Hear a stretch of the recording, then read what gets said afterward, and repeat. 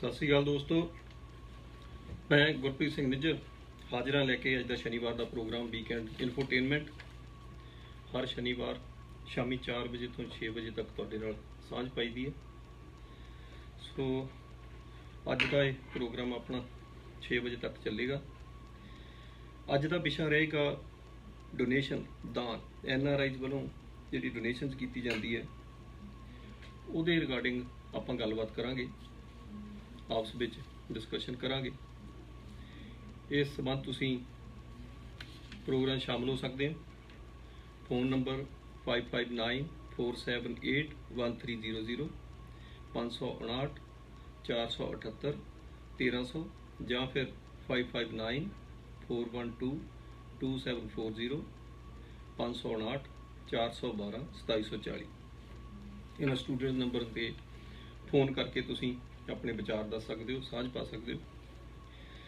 ਸੋ ਇਹ ਵਿਸ਼ਾ ਟਾਈਮ ਤੇ ਕਾਫੀ ਚਰਚਾ ਵਿੱਚ ਆਉਂਦਾ ਰਿਹਾ ਕਿ NRI ਜਿਹੜੇ ਨੇ ਦਿਲ ਖੋਲ੍ਹ ਕੇ ਦਾਨ ਕਰਦੇ ਨੇ, ਦਿਲ ਖੋਲ੍ਹ ਕੇ ਪੈਸਾ ਭੇਜਦੇ ਨੇ। ਪਿੱਛੋਂ ਕਦੀ ਕੋਈ ਸਮੱਸਿਆ ਹੋਵੇ ਜਾਂ ਕੋਈ ਨਾ ਵੀ ਸਮੱਸਿਆ ਹੋਵੇ, ਈਵਨ ਕੋਈ ਇਲੈਕਸ਼ਨ ਵੀ ਹੋਵੇ, ਪਰ ਅਕਸਰ ਟਾਈਮ ਲੰਘਣ ਦੇ ਉੱਤੇ ਸੁਣਨ ਨੂੰ ਇਹੋ ਹੀ ਮਿਲਦਾ ਕਿ ਜਾਂ ਤਾਂ ਠੱਗੀ ਵੱਜ ਗਈ, ਜਾਂ ਸਹੀ ਜਗ੍ਹਾ ਤੱਕ ਪਹੁੰਚੇ ਨਹੀਂ, ਜਾਂ ਜਿਨ੍ਹਾਂ ਨੇ ਲਏ ਉਹ ਕਿਰਤਕਣ ਹੋ ਗਏ, ਉਹਨਾਂ ਪੈਸੇ ਵੀ ਲੈ ਲਏ ਤੇ ਕਮਲੇ ਵੀ ਸਾਨੂੰ ਦੱਸਿਆ।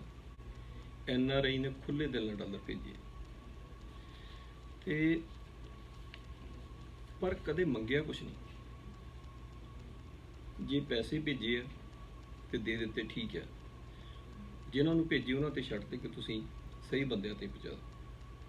ਜੇ ਕਿਸੇ ਇਲੈਕਸ਼ਨ ਦੇ ਵੇਲੇ ਲੱਗਿਆ ਕਿ ਅਸੀਂ ਮਦਦ ਕਰੀਏ, ਕੋਈ ਚੰਗੀ ਸਰਕਾਰ ਆ ਜਾਏ ਜਾਂ ਕੋਈ ਨਿਜ਼ਾਮ ਬਦਲ ਦਈਏ, ਉੱਥੋਂ ਦੇ ਲੋਕਾਂ ਦਾ ਭਲਾ ਹੋ ਜਾਏ, ਤਾਂ ਵੀ ਪਿੱਛੇ ਨਹੀਂ ਰਹੇ।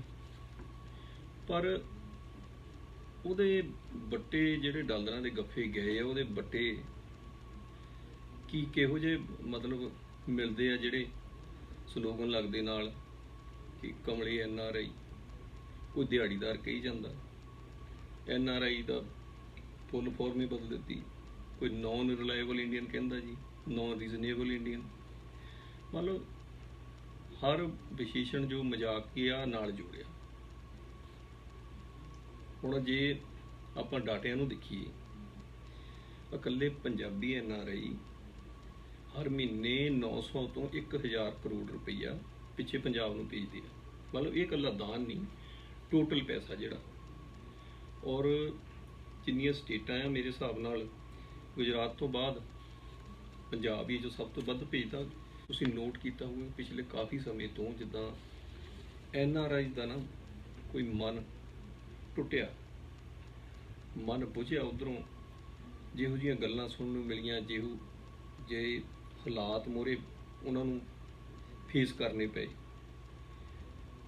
ਆਮ ਤੌਰ 'ਤੇ ਜਿੰਨੇ ਵੀ ਤਹਿਸੀਲਦਾਰ ਸੀ ਉਹ ਸਿਆਲਾਂ ਦੇ ਦਿਨਾਂ 'ਚ ਬਿਜ਼ੀ ਹੋ ਜਾਂਦੇ ਸੀ, ਕਿਉਂਕਿ NRI ਆਉਂਦੇ ਸੀ, ਜ਼ਮੀਨਾਂ ਖਰੀਦਦੇ ਸੀ, ਦਬ ਕੇ ਰਜਿਸਟਰੀਆਂ ਹੁੰਦੀਆਂ ਸੀ। ਲੇਕਿਨ ਹੁਣ ਪਿਛਲੇ ਸਾਲਾਂ ਤੋਂ ਇਹ ਹਾਲਾਤ ਹੋ ਗਿਆ ਕਿ ਬਹੁਤੇ NRI ਨੇ ਆਪਣੀ ਜ਼ਮੀਨ ਜਾਇਦਾਦ ਜਿਹੜੀ ਉਹ ਸੇਲ 'ਤੇ ਲਾ ਦਿੱਤੀ ਹੈ।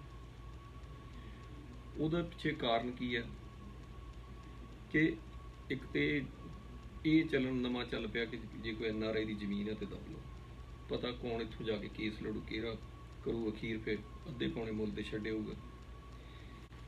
ਉਹਦਾ ਟੋਟਲ ਦੇਖਿਆ ਜਾਵੇ ਤਾਂ ਜੇ ਸਾਰੇ NRIs ਨੇ, ਮਤਲਬ ਨੌਨ ਰੈਜ਼ੀਡੈਂਟ ਇੰਡੀਆ ਨੂੰ ਸਾਲਾਨਾ 75 ਤੋਂ 80 ਬਿਲੀਅਨ ਡਾਲਰ ਭੇਜਦੇ ਨੇ। ਮਤਲਬ ਰੁਪਈਆਂ 'ਚ ਜੇ ਗਿਣੀਏ ਤਾਂ 5000 ਤੋਂ 6000 ਅਰਬ ਰੁਪਇਆ ਬਣ ਜਾਂਦਾ। ਇਹ ਬੜੀ ਵੱਡੀ ਹੈ। ਇੰਡੀਅਨ ਹੀ ਹੈ ਕਹਿੰਦੇ ਜਿਹੜੇ ਸਭ ਤੋਂ ਜ਼ਿਆਦਾ ਭੇਜਦੇ। ਈਵਨ ਦੂਜੇ ਆ ਮੈਕਸੀਕੋ ਬਿਲਕੁਲ ਆਪਣੇ ਨਾਲ ਆ, ਔਰ ਇੱਥੇ ਸਭ ਤੋਂ ਜ਼ਿਆਦਾ ਅਮਰੀਕਾ ਵਿੱਚ ਗਿਣਤੀ ਵੀ ਮੈਕਸੀਕਨਸ ਦੀ ਹੈ। ਪਰ ਉਹਦਾ ਜਿਹੜੇ ਪੈਸੇ ਆਪਣੇ ਨੂੰ ਅੱਧੇ ਭੇਜਦੇ, ਆਪਾਂ ਕਿਤੇ ਜ਼ਿਆਦਾ ਭੇਜਦੇ ਹਾਂ। ਐਟੀਟਿਊਡ ਇੱਦਾਂ ਦਾ ਬਣ ਗਿਆ ਉੱਥੇ ਲੋਕਾਂ ਦਾ ਕਿ ਪੈਸੇ ਭੇਜੀ ਜਾਓ, ਡਾਲਰ ਭੇਜੀ ਜਾਓ। ਜੇ ਕੋਈ ਸਲਾਹ ਦਿੱਤੀ ਜਾਂ ਕੋਈ ਹਿਸਾਬ ਪੁੱਛਿਆ ਤੇ ਖਬਰਦਾਰ, ਸਾਰਾ ਕੁਝ ਹੀ ਭੁੱਲ ਜਾਂਦੇ। ਔਰ ਔਕਾਤ ਦੱਸਣ ਤੱਕ ਜਾਂਦੇ ਕਿ ਤੁਸੀਂ ਕੌਣ ਹੁੰਦੇ ਹੋ। ਫਿਰ ਕੋਈ ਦਿਹਾੜੀਦਾਰ ਦੱਸਦਾ, ਕੋਈ ਕਮਲੇ ਦੱਸਦਾ, ਕੋਈ ਕਹਿੰਦਾ ਇਹਨਾਂ ਨੂੰ ਪਤਾ ਨਹੀਂ ਹਾਲਾਤਾਂ ਦਾ, ਅਸੀਂ ਜ਼ਿਆਦਾ ਸਿਆਣੇ ਹਾਂ।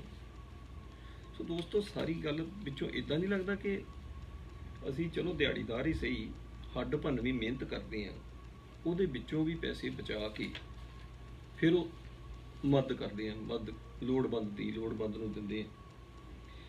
ਤੇ ਇਹ ਤਾਂ ਨਹੀਂ ਐਕਸਪੈਕਟ ਕਰਦੇ ਉਹਦੇ ਬਦਲੇ ਕਿ ਸਾਨੂੰ ਕੋਈ ਇਸ ਸਾਡੇ ਕੰਮ ਦੇ ਉੱਤੇ ਸਵਾਲ ਉਠਾਵੇ, ਜਾਂ ਅਸੀਂ ਤਾਂ ਉਹਦੇ ਬਦਲੇ ਕਦੀ ਕੁਝ ਮੰਗਿਆ ਵੀ ਹੈ ਨਹੀਂ। NRIs ਨੇ ਹੁਣ ਤੱਕ ਬੜੇ ਕੰਮ ਕੀਤੇ, ਚਾਹੇ ਲੋੜਵੰਦਾਂ ਦੀ ਮਦਦ ਤੋਂ, ਇੰਡੀਵਿਜੂਅਲ ਤੋਂ ਲੈ ਕੇ, ਕਿਤੇ ਕੋਈ ਸਟੇਡੀਅਮ ਬਣਾਉਣਾ ਤਾਂ NRI ਕਰ ਲਓ ਜੀ ਅਟੈਚ ਨਾਲ, ਜੇ ਕਿਤੇ ਸਕੂਲ ਦੇ ਕਮਰੇ ਪਾਉਣੇ ਆ, ਕਿਤੇ ਲੈਬ ਬਣਾਉਣੀ ਆ, ਕੋਈ ਸੜਕ ਬਣਾਉਣੀ ਆ, ਸਾਰੇ ਜਗ੍ਹਾ NRI ਨੂੰ ਕੋਈ ਸਕੀਮ ਈਵਨ ਸਰਕਾਰ ਕੱਢਦੀ ਹੈ ਤਾਂ NRI ਨੂੰ ਬਿਆਨ ਆ ਜਾਂਦਾ ਕਿ ਹੈਲਪ ਕਰੋ ਜੀ। ਪਰ ਕੋਈ ਬੰਦਾ ਦਾਅਵੇ ਨਾਲ ਕਹਿ ਸਕਦਾ ਕਿ NRI ਨੇ ਤਾਂ ਬਹੁਤ ਕੁਝ ਕੀਤਾ, ਕਿ ਉੱਥੇ ਪੰਜਾਬ ਜਾਂ ਇੰਡੀਆ ਦੀ ਸਰਕਾਰ ਨੇ ਜਾਂ ਉਹਨਾਂ ਨੇ ਲੋਕਾਂ ਨੇ ਕੀ ਕੀਤਾ NRI ਲਈ? ਕੋਈ ਬੰਦਾ ਇੱਕ ਕੰਮ ਗਿਣਾ ਸਕਦਾ? ਮੇਰੇ ਤਾਂ ਧਿਆਨ 'ਚ ਨਹੀਂ ਆਇਆ ਕੋਈ ਅੱਜ ਤਾਈਂ ਕਿ ਕੋਈ ਦਾਅਵੇ ਨਾ ਕਹਿ ਦੇਖੋ ਜੀ ਜੇ NRI ਨੇ ਕੀਤਾ ਤਾਂ NRI ਲਈ ਸਰਕਾਰ ਨੇ ਜਾਂ ਪੰਜਾਬ ਨੇ ਵੀ ਬੜਾ ਕੁਝ ਕੀਤਾ। ਛੋਟੇ ਛੋਟੇ ਮਸਲੇ, ਛੋਟੀਆਂ ਛੋਟੀਆਂ ਗੱਲਾਂ, ਏਅਰਪੋਰਟਾਂ ਤੇ ਹੁੰਦੀ ਲੁੱਟ ਖਸੁੱਟ, ਕਦੀ ਡਬਲ ਆਪਣੇ ਨੈਸ਼ਨੈਲਿਟੀ ਦਾ ਮਾਮਲਾ, ਜਾਂ ਉੱਥੇ ਜਾਇਦਾਦਾਂ ਨੂੰ ਲੈ ਕੇ ਜਿਹੜੀ ਚਿੰਤਾ, ਉਸ ਮਾਮਲੇ ਦੇ ਵਿੱਚ ਵੀ NRI ਨੂੰ ਪਤਾ ਨਹੀਂ ਕਿੱਥੇ ਤੱਕ ਮਤਲਬ ਜ਼ੋਰ ਲਾਉਣਾ ਪਿਆ, ਪਰ ਪਿੜ ਪੱਲੇ ਫਿਰ ਕੁਛ ਨਹੀਂ ਪਿਆ। ਹੁਣ NRI ਸਭਾ ਬਣ ਗਈਆਂ ਜਾਂ ਇੱਕ ਦੋ ਬਣੀਆਂ, ਕੋਈ ਬੰਦਾ ਦੱਸ ਸਕਦਾ ਵੀ ਕਿਸੇ ਬੰਦੇ ਦੀ ਕਿਸੇ NRI ਸਭਾ ਨੇ ਬਾਂਹ ਫੜੀ ਹੋਵੇ ਜੀ, ਕੋਈ ਮਦਦ ਕੀਤੀ ਹੋਵੇ? ਮੈਨੂੰ ਉੱਥੇ ਚੰਡੀਗੜ੍ਹ ਜਦੋਂ ਰਿਪੋਰਟਿੰਗ ਦੌਰਾਨ ਬੰਦੇ ਆ ਕੇ ਮਿਲਦੇ ਹੁੰਦੇ ਸੀ ਜਿਨ੍ਹਾਂ ਦੇ ਮਸਲੇ ਪਏ ਹੋ ਸੀ, ਕਿਸੇ ਦੀ ਜ਼ਮੀਨ ਜਾਇਦਾਦ ਦੱਬ ਲਈ ਸੀ, ਕਿਸੇ ਦਾ ਹੋਰ ਕੋਈ ਘਰੇਲੂ ਝਗੜਾ ਸੀ, ਉਹ ਆ ਕੇ ਇਹੋ ਹੀ ਕਹਿੰਦੇ ਸੀ ਕਿ ਕੁਛ ਨਹੀਂ ਜੀ, ਸੁਣਦੇ ਉੱਥੇ ਕਹਿੰਦੇ ਬਾਹਰ ਬੈਠੇ ਬੜਾ ਕੁਛ ਹੁੰਦੇ ਸੀ, ਸਭਾ ਨੇ NRI ਸਭਾ ਨੇ ਇਹ ਕਰਤਾ ਉਹ ਕਰਤਾ, ਪਰ ਪੱਲੇ ਕੁਛ ਨਹੀਂ, ਸਾਡੀ ਤਾਂ ਕੋਈ ਹੈਲਪ ਨਹੀਂ ਕੀਤੀ। ਦੂਜੀ ਗੱਲ ਹੋਰ ਵੀ ਹੈ, ਜੇ ਕੋਈ ਇੱਦਾਂ ਦੀ ਬੋਡੀ ਬਣਾਉਂਦੀ ਹੈ ਸਰਕਾਰ, NRI ਸਭਾ ਬਣਾਉਂਦੀ ਜਾਂ ਕੋਈ ਹੋਰ ਬਣਦੀ ਆ, ਉਹਦੇ ਕੋਈ ਕਨਸਟੀਟਿਊਸ਼ਨਲ ਰਾਈਟ ਵੀ ਚਾਹੀਦੇ, ਕੋਈ ਸੰਵਿਧਾਨਕ ਹੱਕ ਵੀ ਹੋਵੇ। ਜੇ ਹੁਣ NRI ਸਭਾ ਦਾ ਕੋਈ ਅਥਾਰਟੀ, NRI ਸਭਾ ਦਾ ਪ੍ਰਧਾਨ ਕੋਈ ਕਿਸੇ ਥਾਣੇ ਨੂੰ ਜਾਂ ਸੰਬੰਧਿਤ ਕੋਈ ਜਿਹੜਾ ਵਿਭਾਗ ਆ ਜਿਹੜਾ ਖਰਾਬ ਕਰ ਰਿਹਾ NRI ਨੂੰ, ਉਹਨੂੰ ਫੋਨ ਕਰਦਾ, ਅਗਲਾ ਅੱਗੇ ਗੱਲ ਨਹੀਂ ਮੰਨਦਾ, ਤਾਂ NRI ਸਭਾ ਕੋਲ ਕੋਈ ਰਾਈਟ ਹੈ ਕਿ ਉਹਦੇ ਖਿਲਾਫ ਕੋਈ ਐਕਸ਼ਨ ਲੈ ਸਕਦਾ? ਨਹੀਂ ਹੈ, ਕਿਉਂਕਿ ਕਨਸਟੀਟਿਊਸ਼ਨਲ ਕੁਛ ਨਹੀਂ, ਬਸ ਇੱਥੇ ਆਏ ਤੇ ਗਲੇ 'ਚ ਹਾਰ ਪਾ ਕੇ ਹਾਂਜੀ ਹੋ ਗਿਆ ਜੀ, ਹੋ ਗਿਆ ਬਸ। ਸੋ ਗੱਲ ਉੱਥੇ ਆਉਂਦੀ ਘੁੰਮ ਘੁਮਾ ਕੇ ਕਿ NRI ਹਰ ਵਾਰੀ ਲੁੱਟੇ ਜਾਂਦੇ ਆ, ਪਰ ਉਹਦੇ ਵੱਟੇ ਮੰਗਦੇ ਵੀ ਕੁਛ ਨਹੀਂ, ਪਰ ਫੇਰ ਵੀ ਇਲਜ਼ਾਮਬਾਜ਼ੀ ਬੜੀ ਹੋ ਜਾਂਦੀ। ਇੱਥੇ ਤੱਕ ਕਹਿੰਦੇ ਕਿ ਤੁਸੀਂ ਹੁੰਦੇ ਕੌਣ ਸਾਹ ਪੁੱਛਣ ਵਾਲੇ, ਇੱਥੇ ਤੱਕ ਵੀ ਕਿਹਾ ਜਾਂਦਾ। ਦੇਖੋ, ਆਪਾਂ ਸ਼ੁਰੂ ਤੋਂ ਇਹ ਸੁਣਦੇ ਆਏ ਹਾਂ ਸੰਤਾਂ ਮਹਾਂਪੁਰਸ਼ਾਂ ਤੋਂ, ਹੋਰ ਜਿਹੜੀ ਕਥਾ ਸੁਣਦੇ ਹੁੰਦੇ ਸੀ ਉਹਦੇ ਵਿੱਚ ਜਾਂ ਗੁਰਬਾਣੀ ਦੇ ਬਾਰੇ, ਕਿ ਦਾਨ ਦੇਣਾ, ਦਾਨ ਪੁੰਨ ਦੇਣਾ ਚੰਗੀ ਗੱਲ ਆ, ਦੇਣਾ ਚਾਹੀਦਾ। ਪਰ ਨਾਲ ਹੀ ਇਹ ਗੱਲ ਕਹਿੰਦੇ ਹੁੰਦੇ ਕਿ ਦਾਨ ਇੱਕ ਬੀਜ ਆ, ਜਿਹੜਾ ਸਹੀ ਜਗ੍ਹਾ ਤੇ ਬੀਜਿਆ ਜਾਵੇ ਤੇ ਫਿਰ ਉਹ ਪੁੰਗਰੂਗਾ, ਤੇ ਫਿਰ ਉਹਦਾ ਕੋਈ ਫਾਇਦਾ ਵੀ ਹੋਊ। ਜੇ ਉਹ ਬੰਜਰ ਦੇ ਵਿੱਚ ਸੁੱਟਤਾ ਤੇ ਉਹ ਬੇਅਰਥ ਹੈ। ਆਪਾਂ ਨੂੰ ਇਹ ਸੋਚਣਾ ਪਊਗਾ ਤੇ ਆਪਾਂ ਜਿਹੜਾ ਦਾਨ ਅੰਨੇਵਾਹ ਕਰੀ ਜਾਂਦੇ ਹਾਂ, ਮਾੜੀ ਮੋਟੀ ਗੱਲ ਹੁੰਦੀ ਹੈ, ਥੋੜੀ ਜਿਹੀ ਕੋਈ ਇੱਕ ਦੋ ਵੀਡੀਓ ਬਣਾ ਕੇ ਪਾਉਣ ਦਾ, ਕੋਈ ਅਪੀਲ ਕਰ ਦਿੰਦਾ, ਕੋਈ ਇੱਕ ਪੋਸਟ ਪਾਉਣ ਦਾ, ਆਪਾਂ ਬਸ ਖੋਲ ਦਿੰਦੇ ਹਾਂ ਆਪਣੀਆਂ ਥੈਲੀਆਂ ਕਿ ਠੀਕ ਹੈ ਦਿਓ। ਪਰ ਕਦੀ ਦੇਖਿਆ ਵੀ ਇਹ ਕਿਤੇ ਬੰਜਰ 'ਚ ਤਾਂ ਨਹੀਂ ਜਾ ਰਿਹਾ, ਬੇਲੜ ਵਿਚੋਲੇ ਉਹ ਤਾਂ ਨਹੀਂ ਛਕੀ ਜਾ ਰਹੇ। ਜਿਨ੍ਹਾਂ ਤੱਕ ਪਹੁੰਚ ਰਿਹਾ ਉਹਨਾਂ ਤੱਕ ਪੂਰਾ ਪਹੁੰਚ ਨਹੀਂ ਰਿਹਾ। ਜਿਹੜੇ ਵਿੱਚ ਵਿਚਾਲੇ ਉਹ ਅੱਖਾਂ ਦਿਖਾਉਂਦੇ ਆ। ਬਾਕੀ ਇੱਕ ਗੱਲ ਹੋ ਰਿਹਾ, ਜੋ ਸਾਡੇ ਗੁਰੂਆਂ ਨੇ ਦੱਸਿਆ, ਮਹਾਂਪੁਰਸ਼ਾਂ ਨੇ ਦੱਸਿਆ, ਜੋ ਗੁਰਬਾਣੀ ਵੀ ਦੱਸਦੀ ਹੈ ਕਿ ਤੁਸੀਂ ਦਾਨ ਦੇ ਦੇ ਕੇ ਜਾਂ ਕਿਸੇ ਨੂੰ ਪੈਸੇ ਮਤਲਬ ਬਿਨਾਂ ਕੁਝ ਕੀਤਿਆਂ ਦੇ ਦੇ ਕੇ ਕਿਸੇ ਦਾ ਸਵਾਰ ਨਹੀਂ ਸਕਦੇ। ਸਵਾਰਨਾ ਉਹਨੂੰ ਖੁਦ ਹੀ ਪੈਣਾ। ਇਹ ਦਾਨ ਇੱਕ ਹੈਲਪ ਹੁੰਦੀ, ਟਾਈਮਲੀ ਹੈਲਪ। ਪਰ ਜੇ ਕਹੀਏ ਕਿ ਆਪਾਂ ਦੇਈ ਜਾਈਏ ਤੇ ਅਗਲਾ ਬੰਦੇ ਦਾ ਦਾਨ ਦੇਣ ਨਾਲ ਹੀ ਸਰ ਜਾਣਾ। ਤੇ ਤਾਜ਼ਾ ਅੰਕੜੇ ਜਿਹੜੇ ਕਹਿੰਦੇ ਆ ਕਿ ਪੰਜਾਬ ਸਰਕਾਰ ਦੀ ਸਾਲਾਨਾ ਆਮਦਨ 88,000 ਕਰੋੜ ਦੇ ਲਗਭਗ ਹੈ ਤੇ ਖਰਚਾ 1,55,000 ਕਰੋੜ। ਮਤਲਬ ਆਮਦਨੀ 98 ਤੇ ਖਰਚਾ ਰੁਪਈਆ। ਹੁਣ ਜੇ ਸਟੇਟ ਦੇ ਵਿੱਚ 88,000 ਕਰੋੜ ਆਮਦਨੀ ਆਉਂਦੀ ਹੈ ਤੇ 1.5 ਲੱਖ ਕਰੋੜ ਤੋਂ ਉੱਪਰ ਖਰਚਾ ਆ, ਉਹ ਸਟੇਟ ਨੂੰ ਕਿੱਦਾਂ ਕੋਈ ਉਭਾਰ ਲਊਗਾ? ਜਦ ਕਿ ਦੂਜੇ ਪਾਸੇ ਸਰਕਾਰਾਂ ਦਾ ਵੀ ਨਜ਼ਰੀਆ ਇਹੋ ਜਿਹਾ ਹੀ ਹੈ, ਚਾਹੇ ਸੈਂਟਰ ਦੀ ਹੋਵੇ ਚਾਹੇ ਸਟੇਟ ਦੀ ਹੋਵੇ, ਕਿ ਅਸੀਂ ਤਾਂ ਆਪਣੇ 5 ਸਾਲ ਲੰਘਾਉਣੇ ਆ, ਆਪਣੇ ਹਿਸਾਬ ਕਿਤਾਬ ਪੂਰੇ ਕਰਨੇ ਆ। ਸਟੇਟ ਦੀ ਕਿਸੇ ਨੂੰ ਚਿੰਤਾ ਨਹੀਂ। 67,000 ਕਰੋੜ ਸਾਲ ਦਾ ਘਾਟਾ ਪੈ ਰਿਹਾ ਸਟੇਟ ਨੂੰ, ਪੰਜਾਬ ਨੂੰ। ਕਿੱਥੋਂ ਪੂਰਾ ਹੋ ਜਾਊਗਾ? ਕੀ ਮਤਲਬ ਕਿੰਨਾ ਕੁ ਦਾਨ ਕੁ ਦੇ ਕੇ 67,000 ਕਰੋੜ ਤਾਂ ਨਹੀਂ ਦੇ ਸਕਦੇ। ਜੇ 1 ਸਾਲ ਦਾ ਘਾਟਾ, ਜਿਹੜਾ ਪਹਿਲਾਂ ਇੰਨਾ ਕਰਜ਼ਾ ਕਿੰਨਾ ਹੈ ਪੰਜਾਬ ਸਰਕਾਰ ਦੇ ਉੱਤੇ? 2,10,12,000 ਕਰੋੜ, ਮਤਲਬ 2,10,000 ਕਹਿ ਲਓ, 2,10,000 ਕਰੋੜ ਦਾ ਕਰਜ਼ ਖੜਾ, ਔਰ ਹਰ ਸਾਲ ਵੱਧ ਰਿਹਾ। ਮਤਲਬ ਹਰ ਪੰਜਾਬ ਦੇ ਵਸਨੀਕ ਦੇ ਸਿਰ 50-60,000 ਦਾ ਕਰਜ਼ਾ, ਜਿਹਨੇ ਲਿਆ ਵੀ ਨਹੀਂ ਉਹਦੇ ਸਿਰ ਹੀ ਖੜਾ। ਦੇਖੋ, ਆਪਾਂ ਕਹਿੰਦੇ ਹੁੰਦੇ ਵੀ ਜਿਹੜਾ ਅਮਰੀਕਾ ਆ ਗਿਆ ਉਹ ਕਿਤੇ ਭੋਲਾ ਹੀ ਰਹਿ ਗਿਆ। ਆਪਾਂ ਪੜ੍ਹੇ ਲਿਖੇ ਅਮਰੀਕਾ ਆ ਗਏ, ਇੱਥੇ ਆ ਕੇ ਪਰ ਸਾਨੂੰ ਠੱਗ ਕਿਹੜੇ ਜਾਂਦੇ ਆ ਬੰਦੇ, ਐਵੇਂ ਕੈਮੀ ਜੇ 2-4 ਵੀਡੀਓ ਜੇ ਬਣਾ ਕੇ ਪਾ ਕੇ ਤੇ ਅਸੀਂ ਠੱਗੇ ਜਾਂਦੇ ਹਾਂ। ਉਹਦੇ ਪਿੱਛੇ ਕਾਰਨ ਇਹ ਆ, ਇੱਕ ਤਾਂ ਅਸੀਂ ਜਜ਼ਬਾਤੀ ਬਹੁਤ ਹਾਂ ਪੰਜਾਬੀ, ਬੜੀ ਛੇਤੀ ਦੇਖ ਕੇ ਮਨ ਪੀ ਜਾਂਦਾ ਕਿ ਚਲੋ ਯਾਰ ਠੀਕ ਆ, ਕੋਈ ਨਹੀਂ, ਚਲੋ ਕਰ ਦੋ ਮਦਦ। ਇੱਕ ਤਾਂ ਉੱਥੇ, ਦੂਜੀ ਗੱਲ ਅਸੀਂ ਆਲਸੀ ਵੀ ਬੜੇ।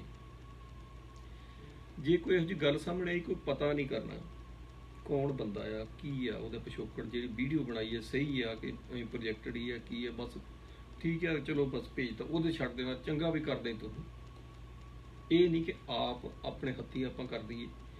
ਆਪਾਂ ਪੰਜਾਬ ਤੋਂ ਹੀ ਆਏ ਆ, ਬਹੁਤੇ ਬੰਦੇ ਨੂੰ ਜਾਣਦੇ ਹੋਵਾਂਗੇ, ਜਿਹੜੇ ਲੋੜਵੰਦ ਆ ਸਹੀ ਵੀ ਹੋਣਗੇ, ਪਰ ਆਪਾਂ ਸੌਖਾ ਰਾਹ ਦੇਖ ਲਈਦਾ, ਉਹ ਕਿਹੜਾ ਚੱਕਰ ਚ ਪਊ, ਬਸ ਉਹਨੂੰ ਦੇ ਦਿੱਤਾ। ਜਾਂ ਦੂਜਾ ਕੀ ਹੁੰਦਾ, ਕੋਈ ਇੱਕ ਬੰਦਾ ਆ, ਉਹਨੂੰ ਕਿਸੇ ਨੇ ਇੰਡੀਆ ਤੋਂ ਫੋਨ ਕਰਤਾ, ਯਾਰ ਆਪਾਂ ਇੱਦਾਂ ਮਦਦ ਕਰਨੀ ਆ, ਬੰਦੇ ਬੜੇ ਗਰੀਬ ਆ, ਉਹਨਾਂ ਦਾ ਇਹ ਕਰਨਾ ਉਹ ਕਰਨਾ। ਉਹਨੇ ਆ ਕੇ ਆਪਣੇ ਗਰੁੱਪ 'ਚ ਜਾਂ ਗੁਰੂ ਘਰ ਜਾਂ ਜਿੱਥੇ ਵੀ ਕਿਤੇ ਮਿਲੇ ਵੀ ਇੱਦਾਂ ਆਇਆ, ਆਪਾਂ ਹੈਲਪ ਕਰਨੀ ਆ, ਕੋਈ ਫਰਕ ਨਹੀਂ ਪੈਣਾ, ਪਾਓ $100 ਜਾਂ 200 ਜਾਂ 500 ਪਾਓ। ਅੱਛਾ, ਉੱਥੇ ਆਪਾਂ ਉਹ ਜਿੱਦਾਂ ਕਹਿੰਦੇ ਕੋਈ ਮੂੰਹ ਲਿਹਾਜ਼ ਜਾਂ ਮੂੰਹ ਮੁਲਾਜ਼ੇ ਨਹੀਂ ਫੜਾ ਦੇਣੇ ਪੈਸੇ, ਕੁਛ ਨਹੀਂ ਪੁੱਛਣਾ ਵੀ ਕੌਣ। ਜੇ ਪੁੱਛੇ, ਕੋਈ ਪੁੱਛ ਵੀ ਲਵੇ ਨਾ, ਤਾਂ ਅਗਲਾ ਕਹਿੰਦਾ ਤੂੰ $100-200 ਦੇਣਾ, 20 ਤੂੰ ਸਵਾਲ ਪੁੱਛਦਾ। ਮਤਲਬ ਕੋਈ ਕਲੈਰਿਟੀ ਦੇਣ ਨੂੰ ਵੀ ਤਿਆਰ ਨਹੀਂ। ਉੱਥੇ ਆਪਾਂ ਫਸ ਜਾਂਦੇ, ਚੱਕ ਕੇ ਦੇ ਦਿੰਦੇ ਆ। ਫਿਰ ਜਦੋਂ ਬਾਅਦ ਵਿੱਚ ਸਾਹਮਣੇ ਆਉਂਦੀ ਗੱਲ ਵੀ ਯਾਰ ਉਹ ਤਾਂ ਬੰਦਾ ਲੁੱਟ ਕੇ ਖਾ ਗਿਆ, ਜਿਹੜਾ ਬੰਦਾ ਵਿਚੋਲਾ ਹੀ, ਫਿਰ ਆਪਾਂ ਕਹਿੰਦੇ ਆਪਾਂ ਵੀ ਦਿੱਤਾ ਸੀ, ਅਸੀਂ ਵੀ ਦਿੱਤੇ ਸੀ। ਕਈ ਵਾਰੀ ਚੁੱਪ ਕਰ ਜਾਂਦੇ ਆ ਇਸ ਕਰਕੇ ਕਿ ਲੋਕ ਕੀ ਕਹਿਣਗੇ, ਤੇ ਤੈਨੂੰ ਬੁੱਧੂ ਬਣਾ ਗਿਆ। ਉਹ ਅੰਦਰ ਪੈ ਕੇ ਕੁੱਟ ਖਾਣ ਵਾਲੀ ਗੱਲ ਵੀ ਚੁੱਪ ਕਰਕੇ ਹੀ ਬੰਦਾ ਸਬਰ ਦਾ ਕੁੱਟ ਭੱਜ ਜਾਂਦਾ। ਹੁਣ ਆਪਾਂ ਗੱਲ ਸ਼ੁਰੂ ਕਰੀਏ ਵੀ 1980 ਚ ਖਾੜਕੂਵਾਦ ਦਾ ਦੌਰ ਆਇਆ ਸੀ, 1995 ਤੱਕ ਰਿਹਾ। ਇਹਦੇ ਵਿੱਚ ਸਰਕਾਰੀ ਤਸ਼ੱਦਦ ਦੱਬ ਕੇ ਹੋਇਆ, ਲੋਕਾਂ ਦੇ ਪੁੱਤ ਮਾਰੇ, ਸਰਕਾਰਾਂ ਨੇ, ਸਟੇਟ ਨੇ ਜ਼ਬਰਦਸਤੀ ਦਬਾ ਦਿੱਤਾ, ਬਹੁਤੇ ਨਾਲ ਨਜਾਇਜ਼ ਵੀ ਹੋਈ। ਜਦੋਂ ਗੱਲ ਥੋੜੀ ਠੰਡੀ ਪੈ ਗਈ ਜਾਂ ਪਾ ਦਿੱਤੀ ਗਈ, ਤਾਂ ਫਿਰ ਆਇਆ ਕਿ ਉੱਥੇ ਜਿਹੜੇ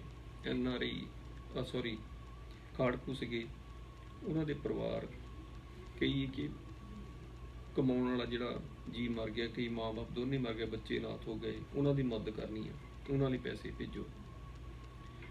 ਜਾਂ ਕਈ ਖਾੜਕੂ ਪਰਿਵਾਰ ਆ ਜਿਹੜੇ ਚੰਗੇ ਭਲੇ ਸੀ, ਪੁਲਿਸ ਨੇ ਬਰਬਾਦ ਕਰਤੇ ਉਹਨਾਂ ਦੀਆਂ ਜਾਇਦਾਦਾਂ ਕੁਛ ਥਾਣੇ ਕਚਹਿਰੀਆਂ ਦੀ ਭੇਟ ਚੜ੍ਹ ਗਈ, ਕੁਛ ਦੇ ਉੱਤੇ ਕਰਪਟ ਅਫਸਰਾਂ ਨੇ ਕਬਜ਼ੇ ਕਰ ਲਏ, ਧੱਕੇ ਨਾਲ ਲਿਖਾ ਲਈਆਂ।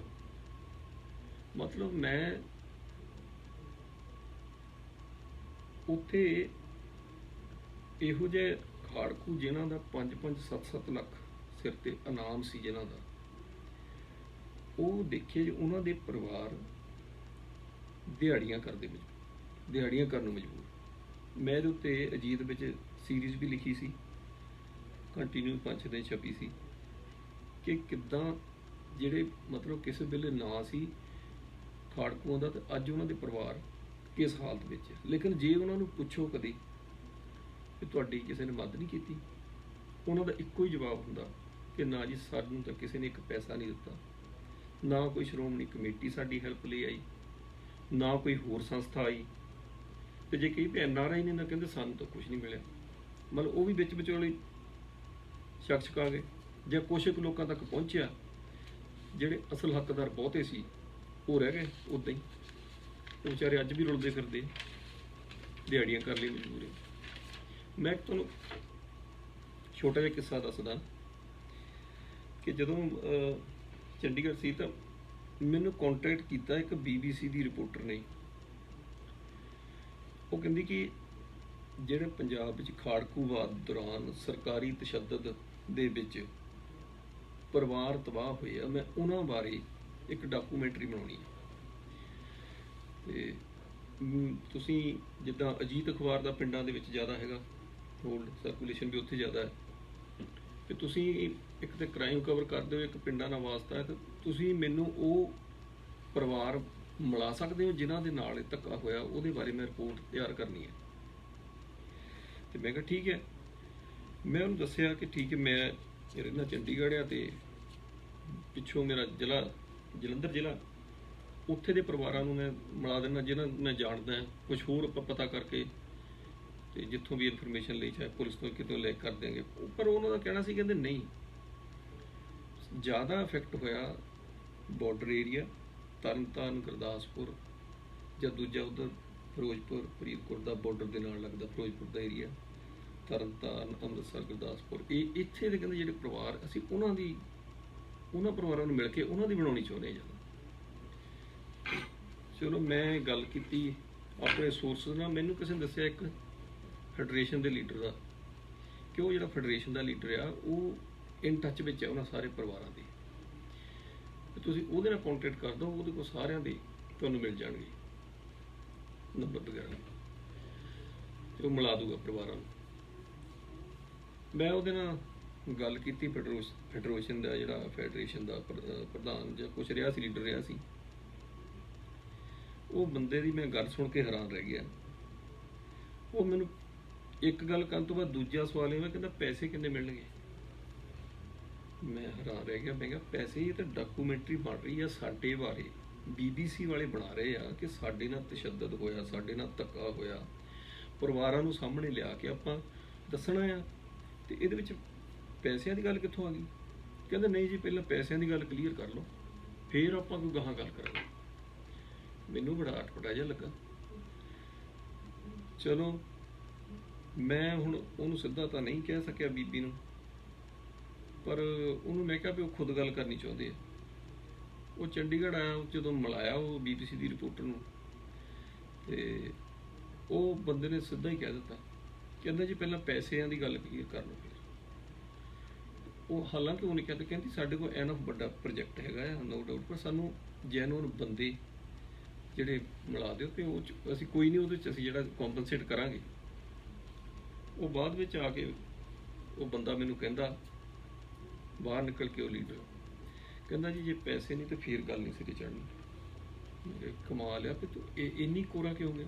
ਕਹਿੰਦਾ ਜੀ ਅੱਗੇ ਵੀ ਇੱਕ ਪ੍ਰੋਜੈਕਟ ਵਾਲਾ ਆਇਆ ਸੀ, ਤੇ ਕੋਈ ਦਿੱਲੀ ਤੋਂ ਆਇਆ ਸੀ ਬੰਦਾ, ਉਹਨੂੰ ਮੈਂ ਬੰਦੇ ਮਿਲਾਉਂਦਾ ਰਹਿ ਗਿਆ, ਬਾਅਦ ਵਿੱਚ ਪੈਸੇ ਉਹ ਹੀ ਸਾਰੇ ਖਾ ਗਿਆ। ਕੋਈ ਗੰਦਾ ਅਕਾਲੀ ਸੀ ਦਿੱਲੀ ਦਾ, ਤੇ ਸਾਨੂੰ ਕੁਝ ਵੀ ਨਹੀਂ ਮਿਲਿਆ, ਅਸੀਂ ਬੰਦਿਆਂ ਨੂੰ ਮਿਲਾਉਂਦੇ ਰਹਿ ਗਏ, ਤੇ ਇਸ ਕਰਕੇ ਇਸ ਵਾਰ ਅਸੀਂ ਪੈਸੇ ਪਹਿਲਾਂ ਲੈਣੇ।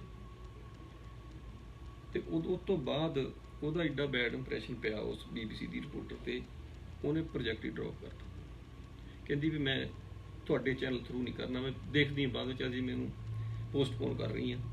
ਮੈਂ ਕਿਹਾ ਰੀਜ਼ਨ ਕੀ? ਕਹਿੰਦੀ ਜੀ ਮਤਲਬ ਜਿਹੜੇ ਇਹੋ ਜਿਹੇ ਬੰਦੇ, ਸਾਨੂੰ ਕੀ ਪਤਾ ਜੈਨੂਅਨ ਬੰਦੇ ਵੀ ਸਾਨੂੰ ਮਿਲਾਊਗਾ ਕਿ ਨਹੀਂ। ਜਿਹੜਾ ਪਹਿਲਾਂ ਹੀ ਪੈਸੇ ਦੀ ਗੱਲ ਕਰ ਰਿਹਾ, ਫਰਜ਼ੀ ਬੰਦੇ ਲੈ ਕੇ ਖੜਾ ਕਰ ਦੂਗਾ, ਕੀ ਪਤਾ ਲੱਗਣਾ। ਮਤਲਬ ਇਹ ਹਾਲ ਆ ਲੋਕਾਂ ਦਾ ਕਿ ਜਿੱਦਾਂ ਜੇ ਡਾਲਰਾਂ ਪਾਉਂਡਾਂ 'ਚ ਪੈਸੇ ਮਿਲਣੇ ਆ ਤਾਂ ਬਸ ਫਿਰ ਲੁੱਟ ਲਓ। ਹੁਣ ਤਾਂ ਬਸ ਮੌਕਾ ਹੱਥੋਂ ਨਾ ਜਾਵੇ। ਪਹਿਲਾਂ ਸਾਡਾ ਇਹ ਹੁੰਦਾ ਸੀ ਕਿ ਜਿਹੜੀ ਕਾਂਗਰਸ ਪਾਰਟੀ ਆ ਉਹ ਪੰਜਾਬ ਦੀ ਦੁਸ਼ਮਣ ਨੰਬਰ 1 ਆ। ਇਹਨਾਂ ਨੇ ਬੜਾ ਧੱਕਾ ਕੀਤਾ ਸਾਡੇ ਨਾਲ ਤੇ ਅਸੀਂ ਇਹਨਾਂ ਦੇ ਤਾਂ ਅਗੇਂਸਟ, ਇਹਨਾਂ ਨੂੰ ਨਹੀਂ ਵੋਟ ਸਪੋਰਟ ਕਰਨੀ, ਦੁਸ਼ਮਣ ਨੰਬਰ 1 ਆ। ਤੇ ਉਹ ਤੋਂ ਬਾਅਦ ਅਕਾਲੀ ਜਿਹੜੇ ਸੀ ਨਾ, ਅਕਾਲੀਆਂ ਨੂੰ ਮੋਸਟਲੀ ਫੇਵਰ ਕਰਦੇ ਸੀ, NRI ਸਪੋਰਟ ਕਰਦੇ ਸੀ, ਖੁੱਲੇ ਮਨ ਨਾਲ ਦਾਨ ਵੀ ਦਿੰਦੇ ਸੀ। ਪਰ ਜਦੋਂ ਅਕਾਲੀਆਂ ਨੇ ਹੱਥ ਦਿਖਾਏ ਉਹ ਤਾਂ ਕਾਂਗਰਸ ਤੋਂ ਵੀ ਅੱਗੇ ਨਿਕਲ ਗਏ। ਫਿਰ ਸਾਨੂੰ ਪਤਾ ਲੱਗਾ ਵੀ ਇਹ ਤਾਂ ਇੱਕੋ ਜਿਹੇ ਚੱਟੇ ਬੱਟੇ, ਇੱਕੋ ਥੈਲੀ ਦੇ ਸਾਰੇ। ਕਿਉਂਕਿ NRI ਜਿਹੜੀ ਵੀ ਪਾਰਟੀ ਹੋਵੇ, ਜਿਹੜੀ ਵੀ ਸਰਕਾਰ ਹੋਵੇ, ਜਦੋਂ ਉਹਦੇ ਤੋਂ ਹਿਸਾਬ ਮੰਗਣਗੇ, ਜਦੋਂ ਉਹਦੇ ਤੋਂ ਆਪਣੇ ਹੱਕ ਮੰਗਣਗੇ, ਉਦੋਂ ਹੀ ਉਹਨਾਂ ਨੇ ਖਿਲਾਫ ਹੋ ਜਾਣਾ। ਕਿਉਂਕਿ ਉਹ ਚਾਹੁੰਦੇ ਨਹੀਂ ਕਿ ਸਾਨੂੰ ਕੋਈ ਸਵਾਲ ਕੀਤਾ ਜਾਵੇ। ਸਰਕਾਰ ਹੁਣ ਇੱਥੇ ਆਉਂਦੇ ਸੀ, ਕਾਂਗਰਸੀ ਵੀ ਆਉਂਦੇ, ਅਕਾਲੀ ਵੀ ਆਉਂਦੇ ਆ, ਇੱਥੇ ਪੂਰੀ ਉਹਨਾਂ ਦੀ ਹੁੰਦੀ ਆ ਆਓ ਭਗਤ, ਡਾਲਰ ਵੀ ਲੈ ਜਾਂਦੇ ਆ। ਪਰ ਉੱਥੇ ਜਾ ਕੇ ਤੁਹਾਡੀ ਹੈਲਪ ਇੰਨੀ ਕੁ ਹੋਊਗੀ ਕਿ ਜੇ ਘੁੰਮਣਾ 4 ਦਿਨ 4 ਗਨਮੈਨ ਦੇ ਦੇਣਗੇ, ਕੋਈ ਤੁਹਾਡਾ ਕੰਮ ਹੋਣ ਵਾਲਾ ਪਰਸਨਲ ਉਹ ਕਰਾ ਦੇਣਗੇ। ਜੇ ਤੁਸੀਂ ਕਮਿਊਨਿਟੀ ਲਈ ਕੋਈ ਕੰਮ ਕਰਾਉਣ ਦੀ ਗੱਲ ਕਰੋਗੇ ਤਾਂ ਭੁੱਲ ਜਾਓ, ਸਰਕਾਰ ਉੱਤੇ ਨੰਨਾ ਨਹੀਂ ਕਰਦੀ। ਮੈਂ ਤੇ ਆਪਣੇ ਪੱਤਰਕਾਰੀ ਦੇ ਜੀਵਨ ਦੌਰਾਨ ਲਗਾਤਾਰ ਦੇਖਦਾ ਹੁੰਦਾ ਸੀ ਕਿ NRIਆਂ ਨੂੰ ਸਿਰਫ ਛੁਣਛਣਾ ਫੜਾ ਕੇ ਸਾਰ ਦਿੰਦੇ, ਹਰ ਵਾਰ ਸੀਰੀਅਸਲੀ ਲੈਂਦੇ ਹੀ ਨਹੀਂ। ਚਲੋ ਵੈਸੇ ਤਾਂ ਜਿਹਨਾਂ ਦੇ ਚੋਣ ਮੈਨੀਫੈਸਟੋ ਹੁੰਦੇ ਆ ਉਹ ਸਾਰੇ ਹੀ ਇੱਦਾਂ ਦੇ ਫਰਜ਼ੀ ਬਣਾਉਂਦੇ ਆ, ਕੋਈ ਕਰਦੇ ਨਹੀਂ ਪੂਰਾ। ਪਰ ਕਦੇ ਕਦਾਈ ਇੱਕ ਦਾ ਵਾਅਦਾ NRIਆਂ ਨਾਲ ਕਰ ਦਿੰਦੇ ਆ, ਉਹ ਅਖੀਰ ਜਿਹੇ 'ਚ ਜਾ ਕੇ ਉਹ ਵੀ ਨਹੀਂ ਪਗਾਉਂਦੇ। ਹੁਣ ਜਿਹੜਾ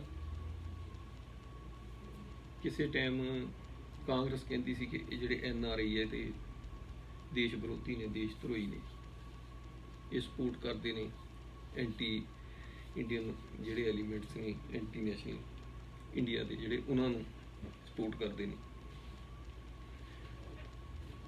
ਤੇ ਸਾਡੇ ਕੋਲ ਚੋਇਸ ਸੀ ਅਕਾਲੀ, ਜਦੋਂ ਕਾਂਗਰਸ ਇਹ ਕਹਿੰਦੇ ਸੀ। ਪਰ ਜਦੋਂ ਫਿਰ ਅਕਾਲੀਆਂ ਨੇ ਵੀ ਉਹੀ ਹੱਥ ਦਿਖਾਏ, ਸਾਨੂੰ ਉੱਥੇ ਲੱਗਾ ਵੀ ਧੋਖਾ ਹੋ ਗਿਆ।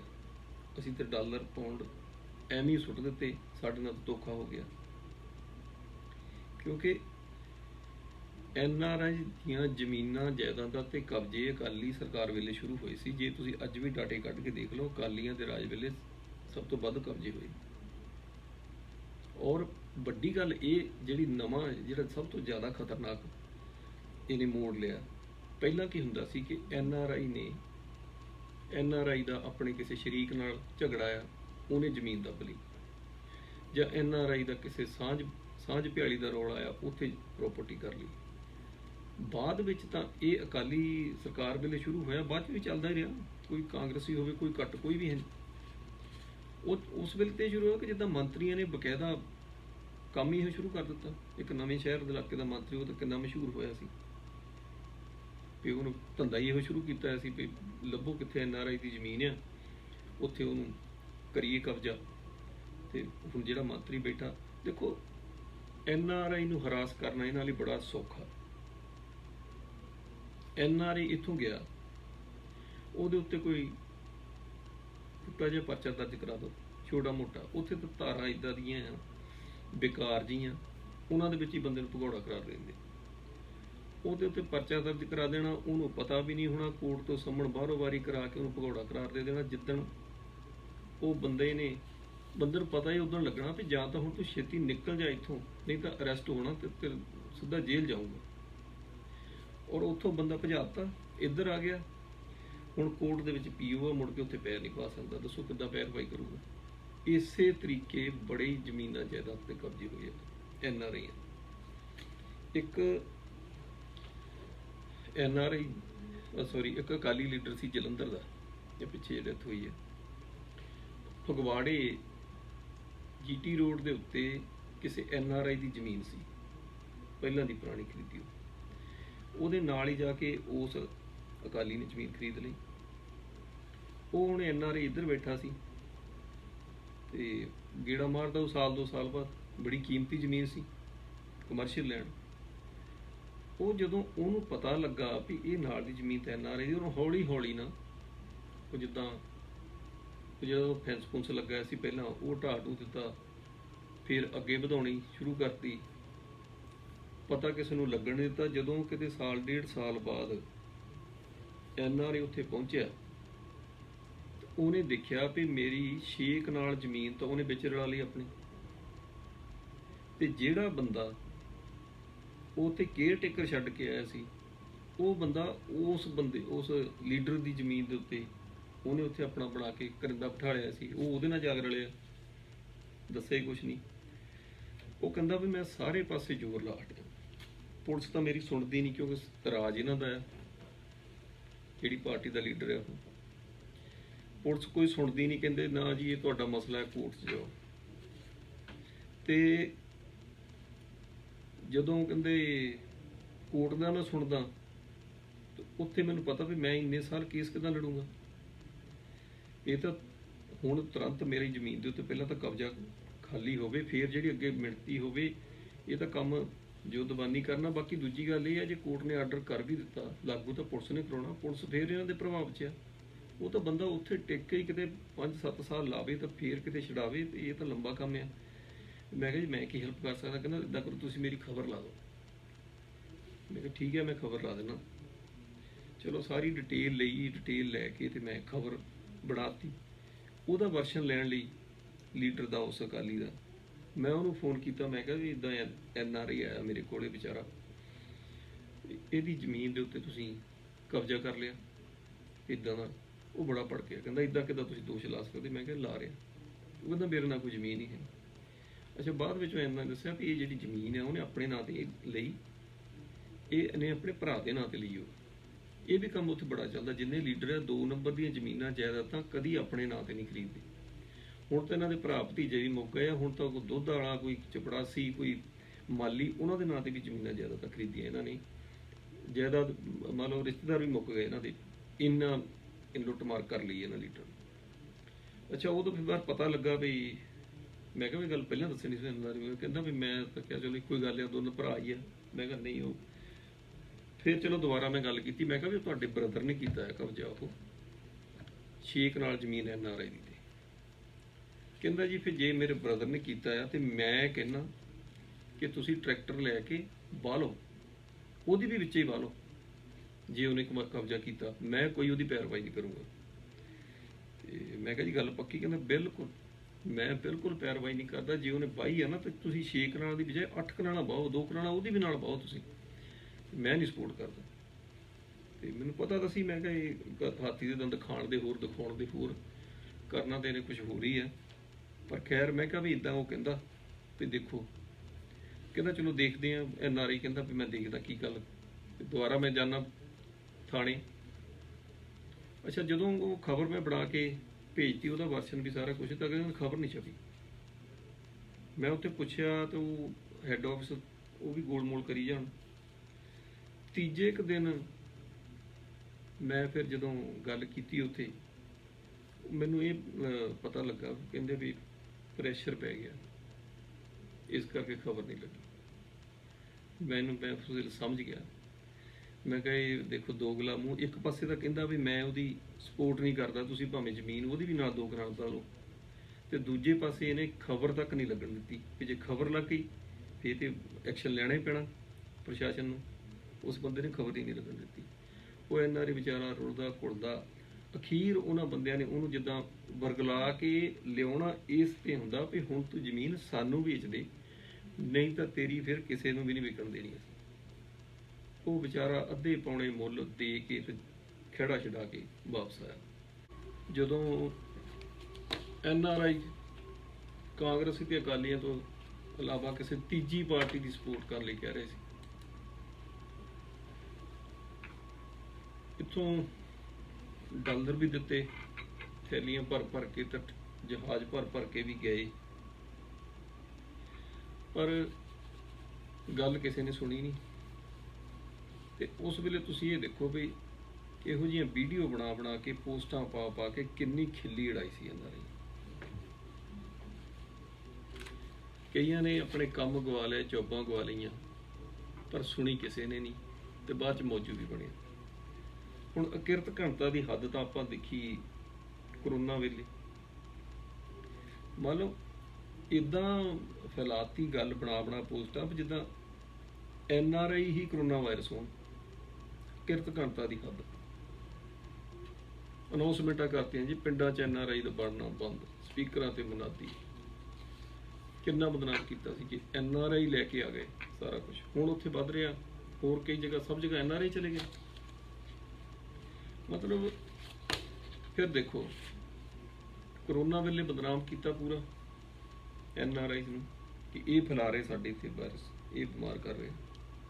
ਉਸ ਤੋਂ ਬਾਅਦ ਜਦੋਂ ਫਿਰ ਲੋਕਡਾਊਨ ਹੋਇਆ ਤੇ ਫਿਰ NRI ਵੱਲ ਨੂੰ ਬੰਦੇ ਭੁੱਖੇ ਬੈਠੇ ਜੀ, ਇਹਨਾਂ ਦੀ ਮਦਦ ਕਰਨੀ ਹੈ, ਇਹਨਾਂ ਕੋਲ ਰੋਟੀ ਹੈ ਨਹੀਂ, ਕੰਮ ਹੈ ਨਹੀਂ।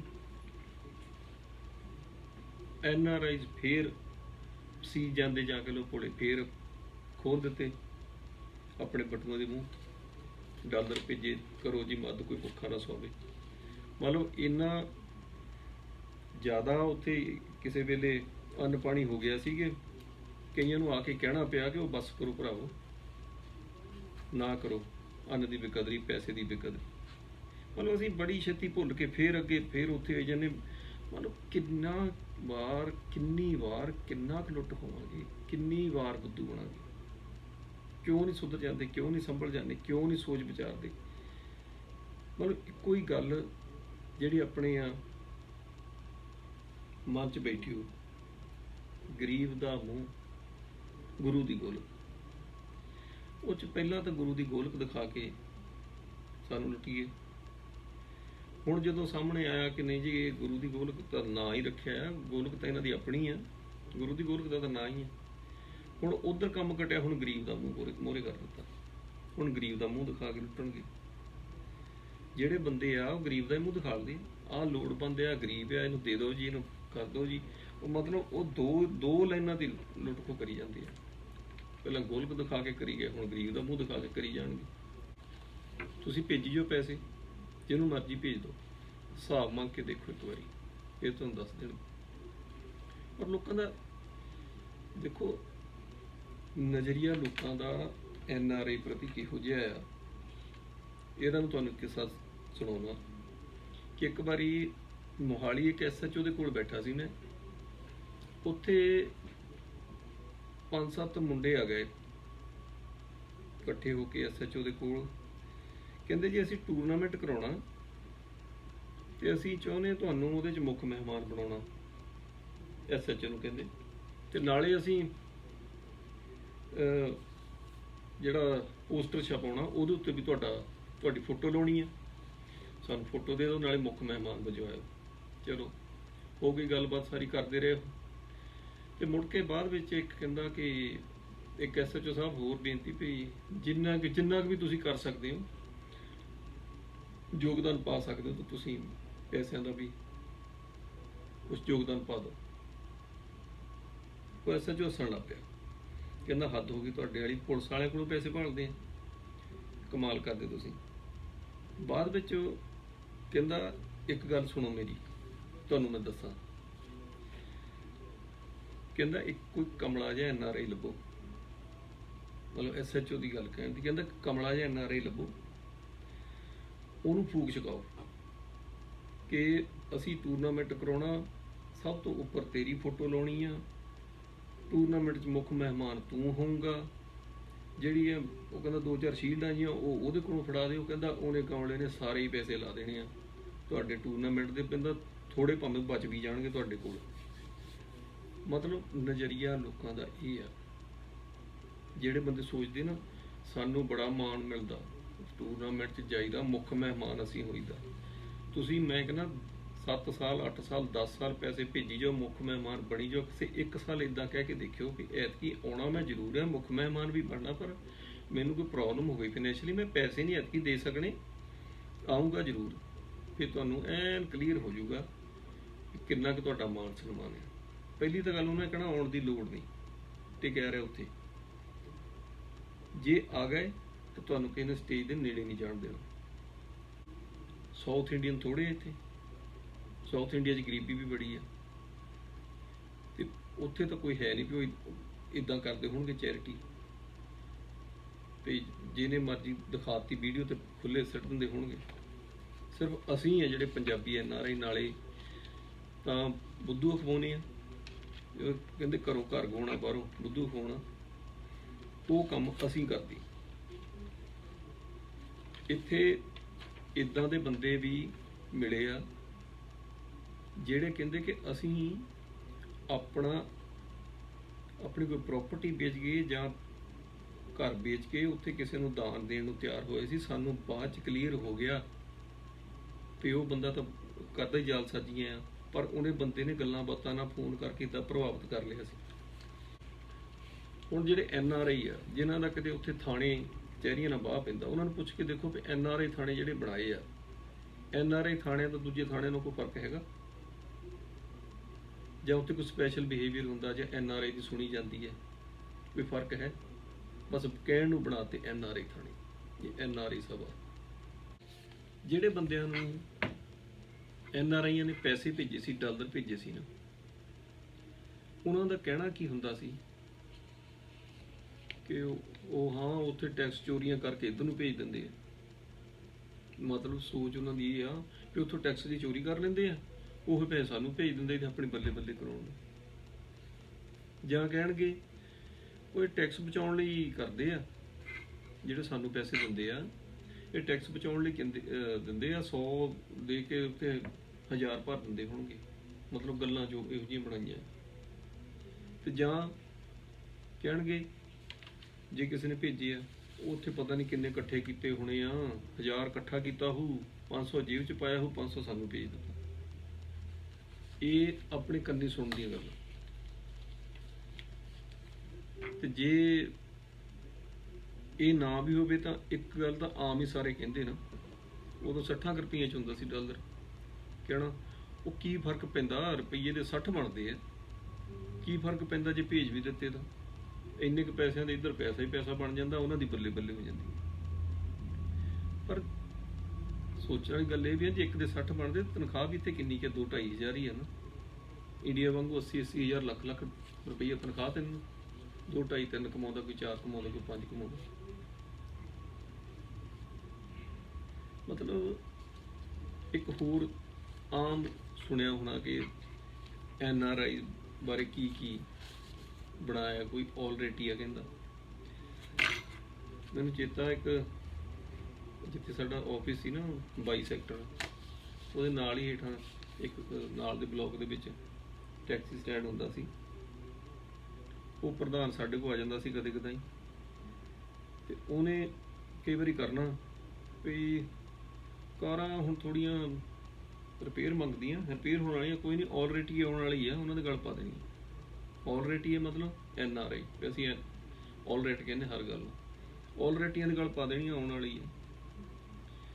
ਤੇ ਇੱਦਾਂ ਹੀ ਫਗਵਾੜੇ ਇੱਕ ਦੁਕਾਨ ਵਾਲਾ ਕਰੇ, ਉਹਦੇ ਸਮਾਨ ਪਿਆ ਸੀ ਕਾਫੀ। ਮੈਂ ਕਿਹਾ ਬੜੀ ਦੁਕਾਨ ਭਰੀ ਆ, ਸਮਾਨ ਬੜਾ ਪਿਆ, ਕੱਪੜੇ ਦੀ ਦੁਕਾਨ ਸੀ।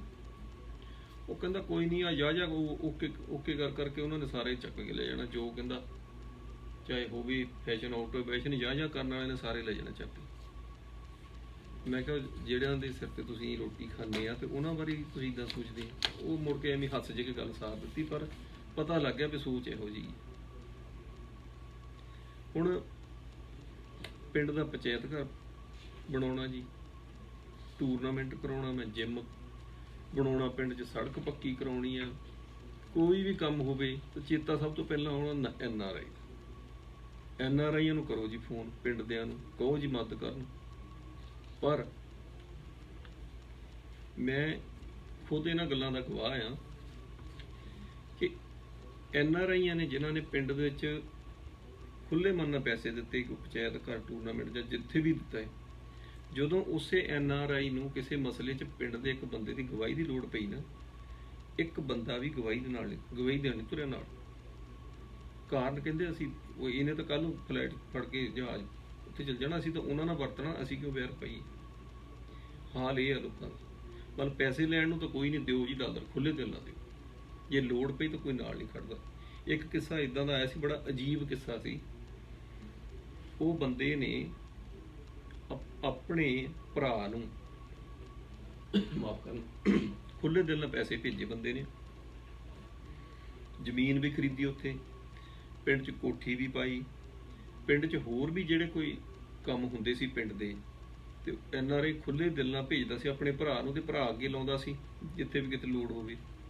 ਉਹ ਪਿੰਡ ਦਿਆਂ ਨੇ ਸੋਚਿਆ ਵੀ ਇਹ ਭਰਾ ਇਹਦਾ ਕਾਫੀ ਪੈਸੇ ਲਾਉਂਦਾ ਹੈ, ਤੇ ਪਿੰਡ ਦੇ ਵਿੱਚ ਇਹਨੇ ਬਿਹਤਰੀ ਦੇ ਕੰਮ, ਸਾਫ ਸਫਾਈ, ਗਲੀਆਂ ਨਾਲੀਆਂ ਪੱਕੀਆਂ, ਹੋਰ ਵੀ ਬਜ਼ੁਰਗਾਂ ਦੇ ਬੈਠਣ ਲਈ ਕਾਫੀ ਕੁਝ ਬਣਾਤਾ, ਵੀ ਕਿਉਂ ਨਾ ਇਹਨੂੰ ਸਰਪੰਚ ਬਣਾਈਏ।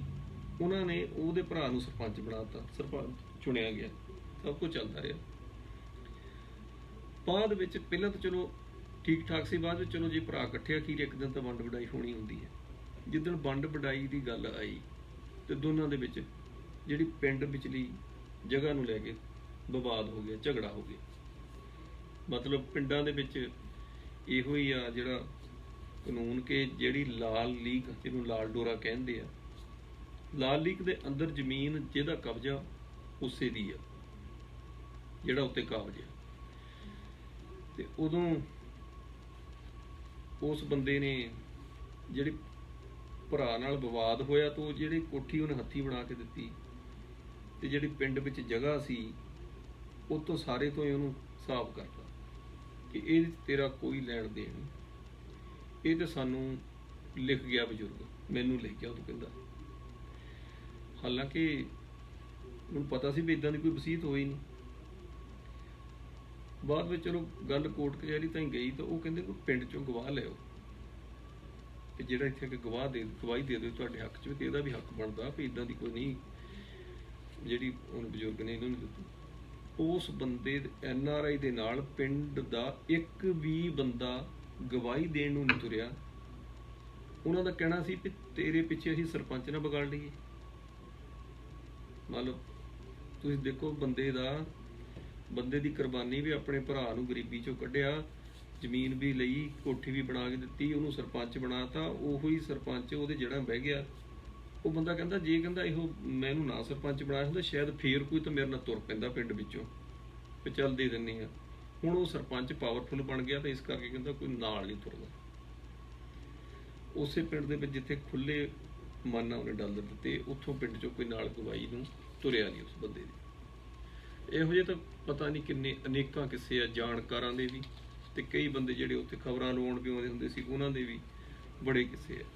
ਹੁਣ ਪਹਿਲਾਂ ਜਿਹੜੀ ਸੀ ਜ਼ਮੀਨਾਂ ਜਾਇਦਾਦਾਂ ਸੀਗੀਆਂ NRI ਦੀਆਂ, ਉਹ ਬਗਾਨੇ ਦੱਬ ਲੈਂਦੇ ਸੀ ਵੀ ਉਹ ਕਿਸੇ ਨੇ ਜ਼ਮੀਨ ਦੱਬ ਲਈ ਜੀ, ਚੱਕਰ ਹੋ ਗਿਆ, ਉਹਨਾਂ ਤੋਂ ਛਡਾ ਕੇ ਆਪਣਿਆਂ ਨੂੰ ਦਿੱਤੀਆਂ।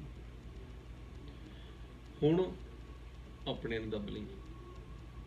ਹੁਣ ਜਿਹੜੇ ਬਹੁਤੇ ਚੱਲਦੇ ਮਾਮਲੇ ਉਹ ਕੀ ਆ ਵੀ ਆਪਣੇ ਦੱਬੀ ਬੈਠੇ ਆ। ਇੱਕ ਮੈਨੂੰ ਬੰਦੇ ਨੇ ਗੱਲ ਸੁਣਾਈ, ਕਹਿੰਦਾ ਮੇਰੀ ਜ਼ਮੀਨ ਉਹ ਕਿਸੇ ਨੇ ਜਿਹਨੂੰ ਠੇਕੇ ਤੇ ਦਿੱਤੀ ਸੀ, ਕਾਫੀ ਸਾਲਾਂ ਦਾ ਬਹੁਤਾ ਸੀ, ਤੇ ਬਾਅਦ ਵਿੱਚ ਠੇਕਾ ਦੇਣੋਂ ਵੀ ਹਟ ਗਿਆ ਤੇ ਜ਼ਮੀਨ ਛੱਡਣ ਤੋਂ ਵੀ ਇਨਕਾਰੀ ਸੀ। ਮੈਂ ਕਹਿੰਦਾ ਆਪਣੇ ਭਾਣਜਾ ਮੇਰਾ ਰਹਿੰਦਾ ਉੱਥੇ, ਬਾਕੀ ਸਾਰੇ ਰਿਸ਼ਤੇਦਾਰ ਇੱਧਰ ਆ, ਉਹਦੀ ਮਦਦ ਦੇ ਨਾਲ ਉਤੋਂ ਜ਼ਮੀਨ ਵੀ ਛਡਾਈ, ਤੇ ਜਿਹੜਾ ਘਰ ਸੀ, ਘਰ ਵੀ ਉਹਨੂੰ ਦਿੱਤਾ ਸੀ, ਉਹ ਘਰ ਚੋਂ ਵੀ ਉਹਨੂੰ ਕੱਢ ਕੇ ਉੱਥੇ ਭਾਣਜੇ ਨੂੰ ਬਿਠਾਇਆ, ਜ਼ਮੀਨ ਵੀ ਉਹਨੂੰ ਸੰਭਾਲ ਦਿੱਤੀ। ਫਿਰ ਉਹ ਘਰ ਹੋਰ ਵਧੀਆ ਬਣਾਇਆ, ਉਹਨੂੰ ਕਰਕੇ ਅਪਗ੍ਰੇਡ ਸੋਹਣਾ, ਤੇ ਉੱਥੇ ਭਾਣਜੇ ਨੂੰ ਬਿਠਾ ਦਿੱਤਾ।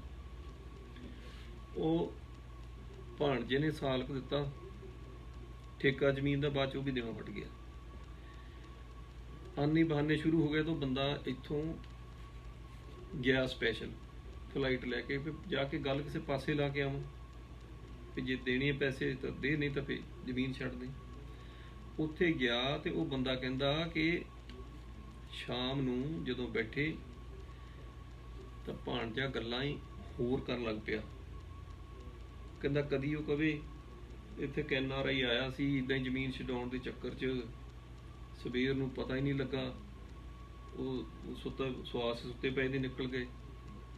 ਜਾਂ ਕਰੀ ਜਾਵੇ ਇੱਕ ਹੋਰ ਆਇਆ ਸੀ NRI, ਤੇ ਉਹਦਾ ਅੱਜ ਤਾਈਂ ਨਹੀਂ ਲੱਭਾ ਕਿੱਥੇ ਗਿਆ। ਉਹਨੂੰ ਘਰ ਦੇ ਉੱਥੇ ਲੱਭਦੇ ਫਿਰਦੇ ਆ ਬਾਹਰ ਬੈਠੇ, ਉਹਦਾ ਇੱਥੇ ਪਤਾ ਹੀ ਨਹੀਂ ਕਿੱਥਾ ਗਿਆ। ਜਾਂ ਕਹਿੰਦਾ ਕਰੀ ਜਾਵੇ ਕਿ ਇੱਥੇ ਬੰਦਾ ਆਇਆ ਸੀ ਰਾਤ ਨੂੰ, ਪਤਾ ਨਹੀਂ ਕੌਣ ਮਾਰ ਗਿਆ। ਕਹਿੰਦਾ ਮੈਂ ਰਾਤ ਨੂੰ ਆਪਣੇ ਭਾਣਜੇ ਤੋਂ ਕੁੰਡੀ ਲਾ ਕੇ ਸੁੱਤਾ ਘਰ ਦੇ ਵਿੱਚ, ਕੀ ਪਤਾ। ਤੇ ਮੁੜ ਕੇ ਪੰਚਾਇਤਾਂ ਥਾਣਿਆਂ ਰਾਹੀਂ ਖੇੜਾ ਛਡਾਇਆ ਉਸ ਕੋਠੀ ਤੋਂ, ਜ਼ਮੀਨ ਤੋਂ। ਮਤਲਬ ਜਦੋਂ ਆਪਣੇ ਵੀ ਧੋਖਾ ਦੇਣ ਲੱਗ ਪਏ ਬੰਦਾ ਕੀ ਕਰੇ। ਸਾਰੇ ਮਾੜੇ ਨਹੀਂ ਹੈਗੇ, ਚੰਗੇ ਵੀ ਬਹੁਤ ਆ ਉੱਥੇ, ਬੰਦਿਆਂ 'ਚ ਵੀ ਚੰਗੇ ਆ। ਰਿਸ਼ਤੇਦਾਰ ਵੀ ਦੇਖੋ ਆਪਣੇ, ਸਾਡੇ ਸਾਰੇ ਰਿਸ਼ਤੇਦਾਰ ਆ ਬੈਠੇ ਉੱਥੇ, ਸਾਡੇ ਲਈ ਜਾਨ ਦਿੰਦੇ ਆ।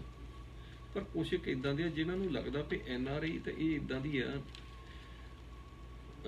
ਮੁਰਗੀ ਆਂਡੇ ਦੇਣ ਵਾਲੀ। ਇਹਨਾਂ ਨੂੰ ਜਿੰਨਾ ਚੋ ਲਓ, ਜਿੰਨੇ ਇਹਨਾਂ ਤੋਂ ਆਂਡੇ ਕੱਢ ਲਓ। ਪਰ ਗਲਤੀ ਇਹ ਕੀਤੀ ਆ ਕਿ ਪਹਿਲਾਂ ਤਾਂ ਆਂਡੇ ਕੱਢੀ ਜਾਂਦੇ ਸੀ, ਹੁਣ ਮੁਰਗੀ ਮਾਰਨ ਤੇ ਹੀ ਆ ਗਏ। ਹੁਣ ਗਲਤੀ ਇਹ ਕੀਤੀ ਆ, ਹੁਣ ਬਸ ਕਹਿੰਦੇ ਵੀ ਮੁਰਗੀ ਵੱਢ ਲਈ। ਨਹੀਂ ਤਾਂ ਜੇ ਸਹੀ ਤਰੀਕੇ ਨਾਲ ਚੱਲਦੇ ਤਾਂ NRI ਦੇ ਹੀ ਜਾਣੇ ਸੀ। ਹੁਣ ਕਿਉਂ NRI ਉੱਥੇ ਜ਼ਮੀਨਾਂ ਆਪਣੀਆਂ ਸੀਲ ਤੇ ਲਾ ਕੇ ਆ ਗਏ ਆ? ਕਿਉਂ ਉੱਥੇ ਇਨਵੈਸਟਮੈਂਟ ਕਰਨੋਂ ਹਟ ਗਏ ਆ? ਮਨ ਉਹਨਾਂ ਦਾ ਟੁੱਟ ਗਿਆ। ਇੱਕ ਗੱਲ ਮੰਨਣ ਨੂੰ ਕਿਹਾ ਸੀ ਨਾ ਵੀ ਸਾਡੀ ਗੱਲ ਮੰਨ ਲਓ, ਉਹਦੇ ਵਿੱਚ ਵੀ ਸਾਡਾ ਤਾਂ ਕੋਈ ਭਲਾ ਕੋਈ ਨਹੀਂ ਸੀ। NRI ਦਾ ਕੀ ਭਲਾ ਹੋਣਾ ਸੀ? ਉਹਨਾਂ ਦੇ ਭਲੇ ਦੀ ਹੀ ਗੱਲ ਕਹੀ ਸੀ ਕਿ ਤੁਸੀਂ ਦੋ ਪਾਰਟੀਆਂ ਨੂੰ ਦੇਖੀ ਉਹਨੇ, ਤੀਜੇ ਦੀ ਟਰਾਈ ਕਰ ਲਓ। ਇਸ ਕਰਕੇ ਕਹੀ ਸੀ ਵੀ ਸ਼ਾਇਦ ਜਿਹੜੀ ਤੀਜੀ ਪਾਰਟੀ ਆਵੇ ਕੋਈ ਚੰਗਾ ਕੰਮ ਕਰ ਜਾਏ। ਚਲੋ ਮੈਂ ਕਿਤੇ ਉਸ ਪਾਰਟੀ ਦੀ ਹਮਾਇਤ ਨਹੀਂ ਕਰ ਰਿਹਾ, ਮੈਂ ਕਿਸੇ ਦੀ ਪਾਰਟੀ ਦੀ ਹਮਾਇਤ ਨਹੀਂ, ਮੇਰੇ ਹਿਸਾਬ ਨਾਲ ਤਾਂ ਸਭ ਇੱਕੋ ਜਿਹਾ ਹੀ ਆ। ਪਰ ਕਿਸੇ ਨੇ ਗੱਲ ਮੰਨੀ, ਮੈਂ ਆਪਣੇ ਮੁੱਦੇ ਦੀ ਗੱਲ ਕਰਦਾ ਵੀ ਕਿਸੇ ਨੇ ਗੱਲ ਤੁਹਾਡੀ ਮੰਨੀ? ਕਿੰਨੀਆਂ ਟਿਚਰਾਂ ਕੀਤੀਆਂ, ਕਿਹੋ ਜਿਹੇ ਤੁਹਾਡੇ ਬਾਰੇ ਮਜ਼ਾਕ ਬਣਾਏ ਕਿ ਇਹਨਾਂ ਨੂੰ ਪਤਾ ਕੁਛ ਨਹੀਂ, ਕੀ ਕੁਛ ਸੁਣਨ ਨੂੰ ਮਿਲਿਆ। ਇੱਥੇ ਪੰਜਾਬ 'ਚ ਚੰਗੀ ਸਰਕਾਰ ਬਣ ਜਾਏ, ਇੱਥੇ ਨੂੰ ਕੈਨੇਡਾ ਅਮਰੀਕਾ ਕਿਸੇ ਨੂੰ ਕੀ ਫਰਕ ਪੈਣਾ? ਇੱਥੇ ਤਾਂ ਸਿਸਟਮ ਵਧੀਆ, ਸਰਕਾਰਾਂ ਵਧੀਆ ਪਹਿਲਾਂ ਹੀ, ਤੇ ਤਾਂ ਲੋੜ ਹੀ ਨਹੀਂ। ਪਰ ਜੇ ਇਸੇ ਹੁਣ ਗੱਲ ਦਾ ਦੂਜਾ ਪੱਖ ਲੈ ਲਓ, ਫਰਜ਼ ਕਰੋ ਉਹ ਗੱਲ ਮੰਨ ਲੈਂਦੇ ਤੇ ਸਰਕਾਰ ਉਸ ਤੀਜੀ ਪਾਰਟੀ ਦੀ ਬਣ ਜਾਂਦੀ, ਪਤਾ ਫਿਰ ਕੀ ਹੋਣਾ ਸੀ? ਫਿਰ ਤਾਂ NRI ਦੀ ਬੜੀ ਵੱਡੀ ਲੁੱਟ ਹੋਣੀ ਸੀ, ਕਿਉਂਕਿ ਉਹ ਤੀਜੀ ਪਾਰਟੀ ਦੀ ਸਰਕਾਰ ਬਣ ਜਾਂਦੀ। ਅਸੀਂ NRIਆਂ ਨੇ ਫੁੱਲ ਜਾਣਾ ਸੀ ਇੰਨੀ ਗੱਲ 'ਚ ਵੀ ਲਓ ਜੀ ਸਾਡੀ ਗੱਲ ਮੰਨ ਲਈ, ਵਾਹ ਜੀ ਵਾਹ, ਸਾਡਾ ਮਾਣ ਰੱਖ ਲਿਆ। ਅਸੀਂ ਕਿਹਾ ਸਾਡੀ ਇੱਕ ਗੱਲ ਤੇ ਫੁੱਲ ਚੜਾਤੇ, ਹੁਣ ਦੱਸੋ ਅਸੀਂ ਕੀ ਕਰੀਏ ਤੁਹਾਡੇ ਲਈ। ਤੇ ਉਧਰੋਂ ਉਹੀ ਗੱਲ, ਬਸ ਝੋਲਾ ਖਾਲੀ ਮੂਹਰੇ ਅੱਡਣਾ, ਹਾਂਜੀ ਸੁੱਟੋ ਡਾਲਰ। ਫਿਰ ਸਟੇਟ ਲੈਵਲ ਤੇ ਹੋਣੀ ਸੀ ਲੁੱਟ। ਹੁਣ ਤਾਂ ਕੋਈ ਛੋਟਾ ਮੋਟਾ ਇੱਕ ਕੋਈ ਕਿਤੇ ਮੰਤਰੀ ਸੰਤਰੀ ਤਾਂ ਕੋਈ ਹੋਰ ਛੋਟਾ ਜਿਹਾ ਬਣ ਕੇ ਲੈ ਜਾਂਦਾ ਨਾ ਲੁੱਟ ਕੇ, ਫਿਰ ਤਾਂ ਬੜੇ ਵੱਡੇ ਲੈਵਲ ਤੇ ਹੋਣੀ ਸੀ। ਫਿਰ ਤਾਂ ਸਟੇਟ ਜਿਹਦੀ ਸਰਕਾਰ ਬਣਨੀ ਸੀ ਨਾ ਤੀਜੀ ਦੀ, ਉਹਨੇ ਕਹਿਣਾ ਸੀ ਦੇਖੋ ਜੀ ਹੁਣ ਅਸੀਂ ਪੰਜਾਬ ਨੂੰ, ਕੋਈ ਕਹਿੰਦਾ ਕੈਲੀਫੋਰਨੀਆ, ਉਹ ਤਾਂ ਸ਼ਾਇਦ ਨਿਊਯਾਰਕ ਹੀ ਬਣਾਉਣ ਤੇ ਕਹਿੰਦੇ, ਤੇ ਅਸੀਂ ਤਾਂ ਹੁਣ ਪੰਜਾਬ ਨੂੰ ਕਿਤੇ ਉੱਪਰ ਜਾਣਾ, ਸਾਰਾ ਕੁਝ ਚੱਕ ਦੇਣਾ, ਤੇ ਹੁਣ ਖੁੱਲੇ ਮਨ ਨਾਲ ਸੁੱਟੋ ਡਾਲਰ। ਔਰ ਅਸੀਂ ਵੀ ਸੁੱਟਣੇ ਸੀ ਡਾਲਰ ਵੀ ਹਾਂ ਵੀ ਇੱਕ ਤਾਂ ਸਾਡੀ ਗੱਲ ਮੰਨ ਲਈ ਆ, ਇੱਕ ਹੁਣ ਇਹਨਾਂ ਨੇ ਕਰ ਦੇਣਾ ਪੰਜਾਬ ਦਾ ਕਾਇਆ ਕਲਪ। ਸਾਨੂੰ ਤਾਂ ਸੁਪਨਿਆਂ 'ਚ ਵੀ ਦਿਸਣ ਲੱਗ ਪੈਣਾ ਵੀ ਵਾਕਈ ਇਹ ਕੈਲੀਫੋਰਨੀਆ ਤੋਂ ਵੀ ਉੱਪਰ ਕੋਈ ਚੀਜ਼ ਬਣ ਲੱਗੀ ਹੈ। ਅਸੀਂ ਖੁੱਲੇ ਮਨ ਨਾਲ ਡਾਲਰ ਦੇਣੇ ਸੀ ਸਾਰੇ ਪਾਸੇ। ਹੋਣਾ ਉਹਦਾ ਪਤਾ ਨਹੀਂ ਕੀ ਸੀ ਕਿ ਕਿਹੜੇ ਢਿੱਡਾਂ 'ਚ ਪੈ ਕੇ ਕਿੱਥੇ ਪਹੁੰਚਣੇ ਸੀ। ਕਿਉਂਕਿ ਜੇ ਸੰਨ 47 ਤੋਂ ਲੈ ਕੇ ਅੱਜ ਤੱਕ ਗਲੀਆਂ ਨਾਲੀਆਂ ਹੀ ਨਹੀਂ ਪੱਕੀਆਂ ਹੋਈਆਂ, ਹੋਰ ਕੀ ਉੱਥੇ ਕਿਸੇ ਪਾਸੇ ਲੰਘ ਜਾਣ ਕਿਸੇ ਚੀਜ਼। ਇਹ ਬੇਸਿਕ ਜਿਹੜੀਆਂ ਹੈਗੀਆਂ ਚੀਜ਼ਾਂ, ਗਲੀਆਂ ਨਾਲੀਆਂ, ਮੰਨ ਲਓ ਸਰਕਾਰ ਦੇ ਕੰਮ ਕੀ ਹੁੰਦੇ? ਚੰਗੀ ਐਜੂਕੇਸ਼ਨ ਦੇਣੀ, ਗੁੱਡ ਗਵਰਨੈਂਸ ਜਿਹਨੂੰ ਕਹਿੰਦੇ ਆ, ਚੰਗੀ ਐਜੂਕੇਸ਼ਨ ਦੇਣੀ, ਸਾਫ਼ ਪਾਣੀ, ਖਾਣ ਦਾ ਪੀਣ ਦਾ ਸਾਰਿਆਂ ਲਈ ਪ੍ਰਬੰਧ, ਤੇ ਮੰਨ ਲਓ ਹੋਰ ਜਿਹੜੀਆਂ ਹੈ ਤਾਂ ਬਹੁਤ ਕੁਝ, ਮਤਲਬ ਤਿੰਨ ਮੁੱਖ ਜੀਆਂ ਕਰੀਏ, ਰਸਤੇ 'ਚ ਸੜਕਾਂ ਚੰਗੀਆਂ ਹੋਣ, ਪਾਣੀ ਸਾਫ਼ ਮਿਲੇ, ਖਾਣ ਪੀਣ ਨੂੰ ਚੰਗਾ ਹੋਵੇ। ਉਹ ਬੇਸਿਕ ਨੀਡ ਹੀ ਨਹੀਂ ਅਜੇ ਤੱਕ ਪੂਰੀ ਕਰ ਸਕੇ। ਕਿਉਂ? ਸਾਡੇ ਪਰਿਵਾਰ ਦਾ ਭੱਠਿਆਂ ਦਾ ਬਿਜ਼ਨਸ ਸੀ ਚੰਡੀਗੜ੍ਹ ਆਉਣ ਤੋਂ ਪਹਿਲਾਂ। ਉੱਥੇ ਪੰਚ ਸਰਪੰਚ ਜਾਂ ਸੈਕਟਰੀ ਸਕੱਤਰ ਉਹ ਆਉਂਦੇ ਹੁੰਦੇ ਸੀ, ਉਹਨਾਂ ਨੇ ਆਉਂਦਿਆਂ ਨੇ ਕਹਿਣਾ ਵੀ ਇੰਨੇ ਪੈਸੇ ਸਾਨੂੰ ਦੇ ਦੇ, ਇੱਟ ਜਿੱਦਾਂ ਦੀ ਮਰਜ਼ੀ ਭੇਜ ਦੇ। ਉਹਨੇ ਮੁਨਸ਼ੀ ਨੂੰ ਕਹਿ ਦੇਣਾ, ਤੇ ਜੇ ਕਹੋ ਵੀ ਅਸੀਂ ਇਹ ਨਹੀਂ ਕੰਮ ਕਰਨਾ, ਇੱਟ ਵਧੀਆ ਦਿਆਂਗੇ, ਉਹਨੇ ਕਹਿਣਾ ਫਿਰ ਕੋਈ ਨਹੀਂ, ਤੁਸੀਂ ਰਹਿਣ ਦਿਓ, ਅਸੀਂ ਕਿਤੇ ਹੋਰ ਲੈ ਲੈਂਦੇ। ਮੰਨ ਲਓ ਪੱਠੇ ਜਿਹੜੀ ਰਹਿੰਦ ਖੂੰਹਦ ਬਚ ਜਾਂਦੀ, ਉਹ ਪਿੰਡਾਂ ਦੇ ਜਾਣੀਆਂ ਲੱਗਣ ਗਲੀਆਂ ਨਾਲ ਹੀ, ਤਾਂ ਉੱਥੇ ਉਹ ਜਿੱਥੇ ਏਡੀ ਭਾਰੀ ਮਸ਼ੀਨਰੀ ਚੱਲਦੀ, ਉਹ ਕਿੰਨਾ ਚਿਰ ਕੱਟਣੀ, ਸਾਲ 2 ਸਾਲ ਕੱਟ ਕੇ ਉਹ ਸਾਲ 2 ਸਾਲ ਬਾਅਦ ਗਲੀਆਂ ਨਾਲੀਆਂ ਪਿੱਛੇ ਤੁਰੇ ਰਹਿੰਦੇ ਆ। ਤਾਂ ਉਹ ਰੱਖਣਾ ਵੀ ਇੱਥੇ ਕੀ ਚਾਹੁੰਦੀ ਹੈ। ਹੁਣ ਗੱਲ ਕਿੱਥੇ ਆਉਂਦੀ ਹੈ ਕਿ ਆਪਾਂ ਕਹਿੰਦੇ ਕਿ ਉੱਥੇ ਆਟਾ ਦਾਲ ਸਕੀਮ ਦੇ ਕੇ ਸਰਕਾਰ ਨੇ ਨਾ ਬੇਕਾਰ ਕਰ ਦਿੱਤਾ, ਲੋਕਾਂ ਨੂੰ ਨਿਕੰਮੇ ਕਰ ਦਿੱਤਾ। ਪਰ ਆਪਾਂ ਸੋਚੀਏ ਕਿ ਆਪਾਂ ਵੀ ਤਾਂ ਉਹੀ ਤਾਂ ਨਹੀਂ ਕੰਮ ਕਰਦੇ, ਪੈਸੇ ਭੇਜ ਕੇ ਆਪਾਂ ਵੀ ਤਾਂ ਕਿਤੇ ਨਿਕੰਮੇ ਤਾਂ ਨਹੀਂ ਕਰੀ ਜਾਂਦੇ ਉਹਨਾਂ ਨੂੰ। ਮੈਨੂੰ ਚੇਤਾ, ਇੱਕ ਸਾਡਾ ਰਿਸ਼ਤੇਦਾਰ ਹੁੰਦਾ ਸੀ, ਉਹਨੇ ਸਾਰਾ ਦਿਨ ਬੈਠੇ ਤਾਸ਼ ਕੁੱਟੀ ਜਾਣੀ ਬੈਂਚ ਦੇ ਉੱਤੇ। ਜੇ ਪੁੱਛਣਾ ਵੀ ਤੂੰ ਮਾੜਾ ਮੋਟਾ ਖੇਤਾਂ 'ਚ ਜਾਇਆ ਕਰ, ਉਹ ਕਹਿੰਦਾ ਕੀ ਲੋੜ ਆ, ਉਹਦੇ ਭਰਾ ਬਾਹਰ ਸੀ, ਉਦੋਂ ਫੋਨ ਨਹੀਂ ਸੀ ਹੁੰਦੇ ਇੰਨੇ ਜ਼ਿਆਦਾ, ਤੇ ਉਹ ਚਿੱਠੀ ਪਾਉਂਦੇ ਹੁੰਦੇ ਸੀ। ਕਹਿੰਦਾ 5 ਰੁਪਈਆਂ ਦਾ ਇੱਕ ਲਿਫਾਫਾ ਚਿੱਠੀ ਪਾਉਣੀ, ਇੱਕ 5 ਰੁਪਈਆਂ ਦੀ, ਉੱਧਰੋਂ ਘੁੰਮਦੇ ਆ ਜਾਣੇ ਪਾਉਂਡ, ਕੀ ਲੋੜ ਹੈ ਕੰਮ ਕਰਨ ਦੀ। ਮਤਲਬ ਆਪਾਂ ਵੀ ਕਿਤੇ ਦੇ ਕੇ ਵਿਹਲੜ ਤਾਂ ਨਹੀਂ ਬਣਾਈ ਜਾਂਦੀ, ਕਿਉਂਕਿ ਲੋਕਾਂ ਦੀ ਹਾਲਤ ਇਹ ਆ ਕਿ ਆਪਾਂ ਆਮ ਲੋਕਾਂ ਦੀ ਗੱਲ ਨਾ ਕਰੀਏ। ਮੇਰਾ ਬਾਤ ਜਿੱਦਾਂ ਸੀਨੀਅਰ ਪੱਤਰਕਾਰਾਂ ਨਾਲ ਹੋਰਾਂ ਨਾਲ ਵੀ ਰਿਹਾ ਆ, ਉਹਨਾਂ ਦੀ ਵੀ ਕੋਈ ਬਹੁਤੀ ਚੰਗੀ ਨਹੀਂ ਸੋਚ NRI ਵਾਸਤੇ। ਉਹ ਵੀ ਇਹਨਾਂ ਨੂੰ ਮੂਰਖ ਹੀ ਸਮਝਦੇ ਆ ਸਾਨੂੰ। ਤੇ ਇੱਕ ਵਾਰ ਜਿੱਦਾਂ ਬਹਿਸ ਹੋ ਗਈ ਗਰੁੱਪ ਦੇ ਵਿੱਚ, ਉਹ ਮਤਲਬ ਇਹੋ ਕਹੀ ਜਾਣ ਵੀ ਨਹੀਂ ਇਹ ਤਾਂ ਬੰਦੇ ਹੀ ਗਲਤ ਆ। ਮੈਂ ਉਦੋਂ ਜੇ ਨਵਾਂ ਇੱਧਰ ਆਇਆ ਸੀ, ਤੇ ਮੈਂ ਉਹਨੂੰ ਕਿਹਾ, ਮੈਂ ਤੁਸੀਂ ਤਾਂ ਰਿਪੋਰਟਰ ਹੋ, ਸੀਨੀਅਰ ਰਿਪੋਰਟਰ ਹੋ, ਤੁਸੀਂ ਤਾਂ ਇਹ ਗੱਲਾਂ ਨਾ ਕਰੋ ਵੀ ਤੁਸੀਂ ਵੀ NRI ਨੂੰ ਕਹੀ ਜਾਂਦੇ ਇਹ ਦਿਹਾੜੀਦਾਰ ਹੈ, ਇਹਨਾਂ ਨੂੰ ਪਤਾ ਕੁਛ ਨਹੀਂ, ਇਹਨਾਂ ਨੂੰ ਅਕਲ ਨਹੀਂ, ਇੱਥੋਂ ਭਗੌੜੇ ਕਹਿਣਾ, ਇੱਥੇ ਕਹਿੰਦੇ ਭਗੌੜੇ ਹੋ ਕੇ ਉੱਧਰ ਚਲੇ ਗਏ, ਹੁਣ ਸਾਨੂੰ ਮੱਤਾਂ ਦਿੰਦੇ ਆ। ਮਤਲਬ ਜਦੋਂ ਗੱਲ ਸਿਖਰ ਤੇ ਪਹੁੰਚ ਗਈ, ਫਿਰ ਅਖੀਰ ਮੈਨੂੰ ਇੰਨੀ ਗੱਲ ਕਹਿਣੀ ਪਈ। ਮੈਂ ਕਿਹਾ ਭਾਈ ਲੱਗਣੀ ਤਾਂ ਤੁਹਾਨੂੰ ਚੁੱਭਣੀ ਆ, ਪਰ ਸੱਚੀ ਗੱਲ ਦੱਸਾਂ, ਬਾਬੇ ਨਾਨਕ ਨੇ ਜਿਹੜੇ ਪਿੰਡ ਵਿੱਚੋਂ ਲੰਘੇ ਸੀ, ਜਿਨ੍ਹਾਂ ਨੇ ਵੱਟੇ ਮਾਰੇ ਸੀ, ਉਹਨਾਂ ਨੂੰ ਕਿਹਾ ਸੀ ਤੁਸੀਂ ਬਸਦੇ ਰਹੋ। ਜਿਨ੍ਹਾਂ ਨੇ ਉਹਨਾਂ ਦੀ ਪੂਰੀ ਆਓ ਭਗਤ ਸੇਵਾ ਕੀਤੀ ਸੀ, ਉਹਨਾਂ ਨੂੰ ਕਿਹਾ ਸੀ ਤੁਸੀਂ ਉੱਜੜ ਜਾਓ। ਇਹ ਹੁਣ ਅਸੀਂ ਜਿਹੜੇ NRI ਨਾ, ਅਸੀਂ ਬਾਬੇ ਨਾਨਕ ਦਾ ਸਾਨੂੰ ਉਹ ਮਿਲਿਆ ਆ ਵਾਰ, ਉੱਜੜ ਜਾਓ। ਅਸੀਂ ਉੱਜੜ ਕੇ ਆ ਗਏ। ਜੇ ਤੁਸੀਂ ਉੱਥੇ ਬਸਦੇ ਰਹੇ ਤਾਂ ਤੁਹਾਨੂੰ ਇਹੋ ਹੀ ਸਰਾਪ ਮਿਲਿਆ, ਤੁਸੀਂ ਇਹਦੇ ਜੋਗੀ। ਬੜੀਆਂ ਉਹਨਾਂ ਨੂੰ ਮਿਰਚਾਂ ਤਾਂ ਲੱਗੀਆਂ। ਤੇ ਖੈਰ, ਸੋ ਗੱਲ ਕਹਿਣ ਤੋਂ ਭਾਵ ਹੈ ਕਿ ਮੈਂ ਹੈਰਾਨ ਆ, ਉਹਨਾਂ ਚੋਂ ਕਈ ਸੀਨੀਅਰ ਪੱਤਰਕਾਰ ਗੇੜਾ ਵੀ ਲਾ ਜਾਂਦੇ ਸਾਲ 2 ਸਾਲ ਬਾਅਦ ਇੱਥੇ ਆ ਕੇ, ਪਰ ਸੋਚ ਉਹਨਾਂ ਦੀ ਵੀ NRI ਲੈ ਕੇ ਇਹੋ ਜਿਹੀ ਹੈ। ਸੋ ਅਖੀਰ ਗੱਲ ਆਪਾਂ ਇੱਥੇ ਨਿਬੇੜੀਏ ਕਿ ਜਿੱਦਾਂ ਕਹਿੰਦੇ ਮਤਲਬ ਆਪਾਂ ਨੂੰ ਆਪ ਹੀ ਹੋ ਜਾਂਦਾ ਨਾ ਥੋੜੀ ਦੇਰ ਬਾਅਦ ਕਿ ਪੈਸੇ ਆ ਹੁਣ ਕਿਸੇ ਨਾ ਕਿਸੇ ਪਾਸੇ ਇਹਨਾਂ ਨੂੰ ਲਾ ਦਈਏ, ਕਿਸੇ ਦਾਨ ਚ ਲਾ ਦਈਏ ਕਿਤੇ। ਤਾਂ ਜ਼ਰੂਰੀ ਆ ਵੀ ਅਸੀਂ ਮਤਲਬ ਪਹਿਲਾਂ ਪੈਸੇ ਦੇਣੇ ਆ, ਲੁੱਟ ਹੋਣੇ ਆ, ਫਿਰ ਮੂਰਖ ਹੋਣਾ। ਇੱਥੇ ਕਿਤੇ NGO ਹੈ ਨਹੀਂ, ਇੱਥੇ ਵੀ ਬੜਾ ਕੁਛ ਕਰਨ, ਇੱਥੇ ਵੀ ਆਪਾਂ ਉਹਦੇ ਵਿੱਚ ਇਨਵੋਲਵ ਹੋ ਸਕਦੇ ਹਾਂ। ਇੱਥੇ ਦੀ ਜਿਹੜੀ NGO, ਇੱਥੇ ਦੀ ਸਿਸਟਮ ਨੇ, ਪਹਿਲੀ ਤਾਂ ਗੱਲ ਆ ਉੱਥੇ ਆਪਣਾ ਹਿਸਾਬ ਸੈੱਟ ਕਰੋ। ਉਹ ਗੱਲ 'ਚ ਨਾ ਰਹੋ ਵੀ ਸ਼ਰ੍ਹਾ ਕਰਦੇ ਸ਼ਰਮਾਉਣਾ, ਤਾਂ ਫਿਰ ਲੜਦਿਆਂ ਨਹੀਂ ਸ਼ਰਮਾਉਣਾ।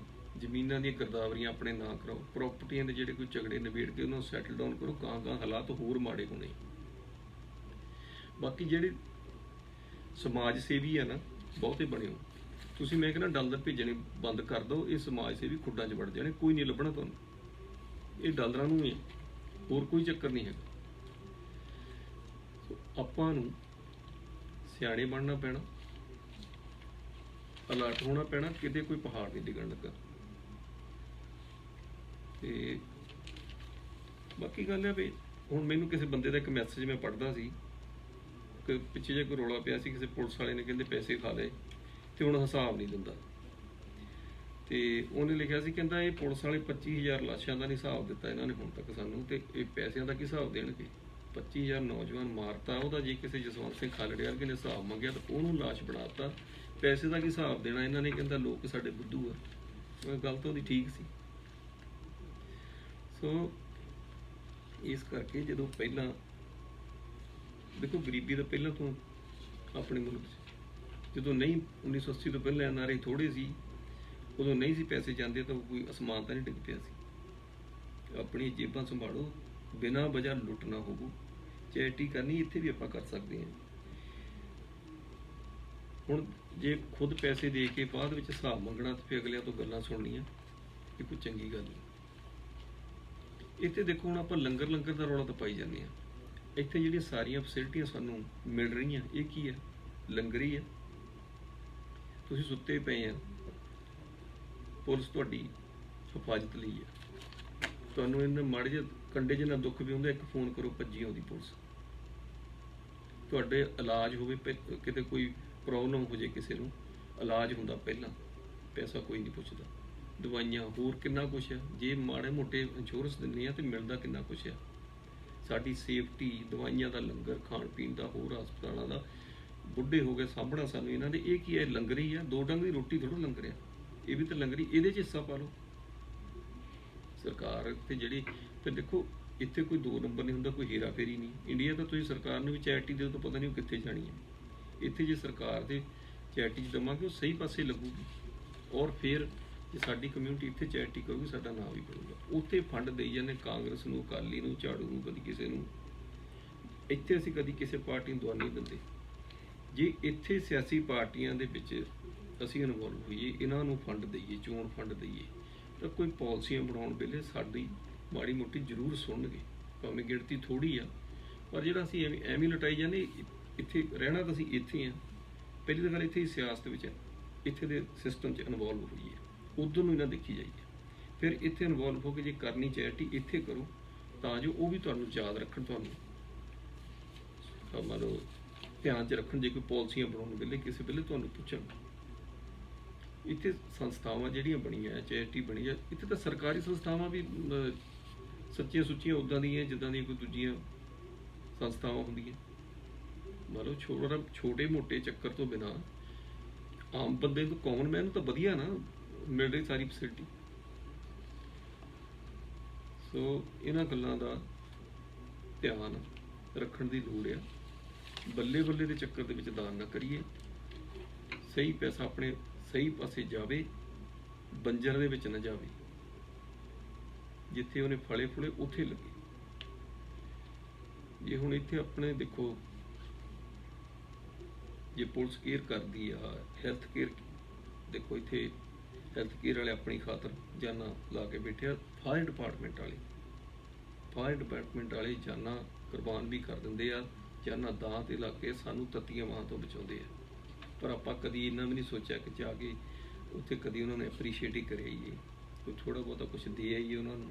ਕਿੰਨੇ ਖੁਸ਼ ਹੁੰਦੇ ਉਹ ਲੋਕ ਕਿ ਸਾਨੂੰ ਐਪਰੀਸ਼ੀਏਟ ਕਰਦੇ ਆ ਲੋਕ। ਸੋ ਇਹਨਾਂ ਚੀਜ਼ਾਂ 'ਚ ਇਨਵੋਲਵ ਹੋਣਾ ਚਾਹੀਦਾ। ਫਾਇਰ ਡਿਪਾਰਟਮੈਂਟ ਵਾਲੇ ਤਾਂ ਵਿਚਾਰੇ ਸਭ ਤੋਂ ਵੱਧ ਇਸ ਵੇਲੇ, ਜਿੱਦਾਂ ਹੁਣ ਇੱਥੇ ਅੱਗਾਂ ਲੱਗੀਆਂ ਆ, ਤੇ ਉਹਨਾਂ ਦਾ ਕਰਨਾ ਚਾਹੀਦਾ। ਹੁਣ ਜਿਹੜੇ ਮਿਲਟਰੀ ਦੇ ਵੈਟਰਨ ਆ, ਹੋਰ ਆ ਲੋਕ, ਆਪਣੀ ਕਮਿਊਨਿਟੀ 'ਚ ਆਸੇ ਪਾਸੇ ਰਹਿੰਦੇ ਲੋਕ ਜਿਹਨਾਂ ਨੂੰ ਹੈਲਪ ਦੀ ਲੋੜ ਹੈ, ਕਰਨੀ ਚਾਹੀਦੀ ਉਹਨਾਂ ਦੀ।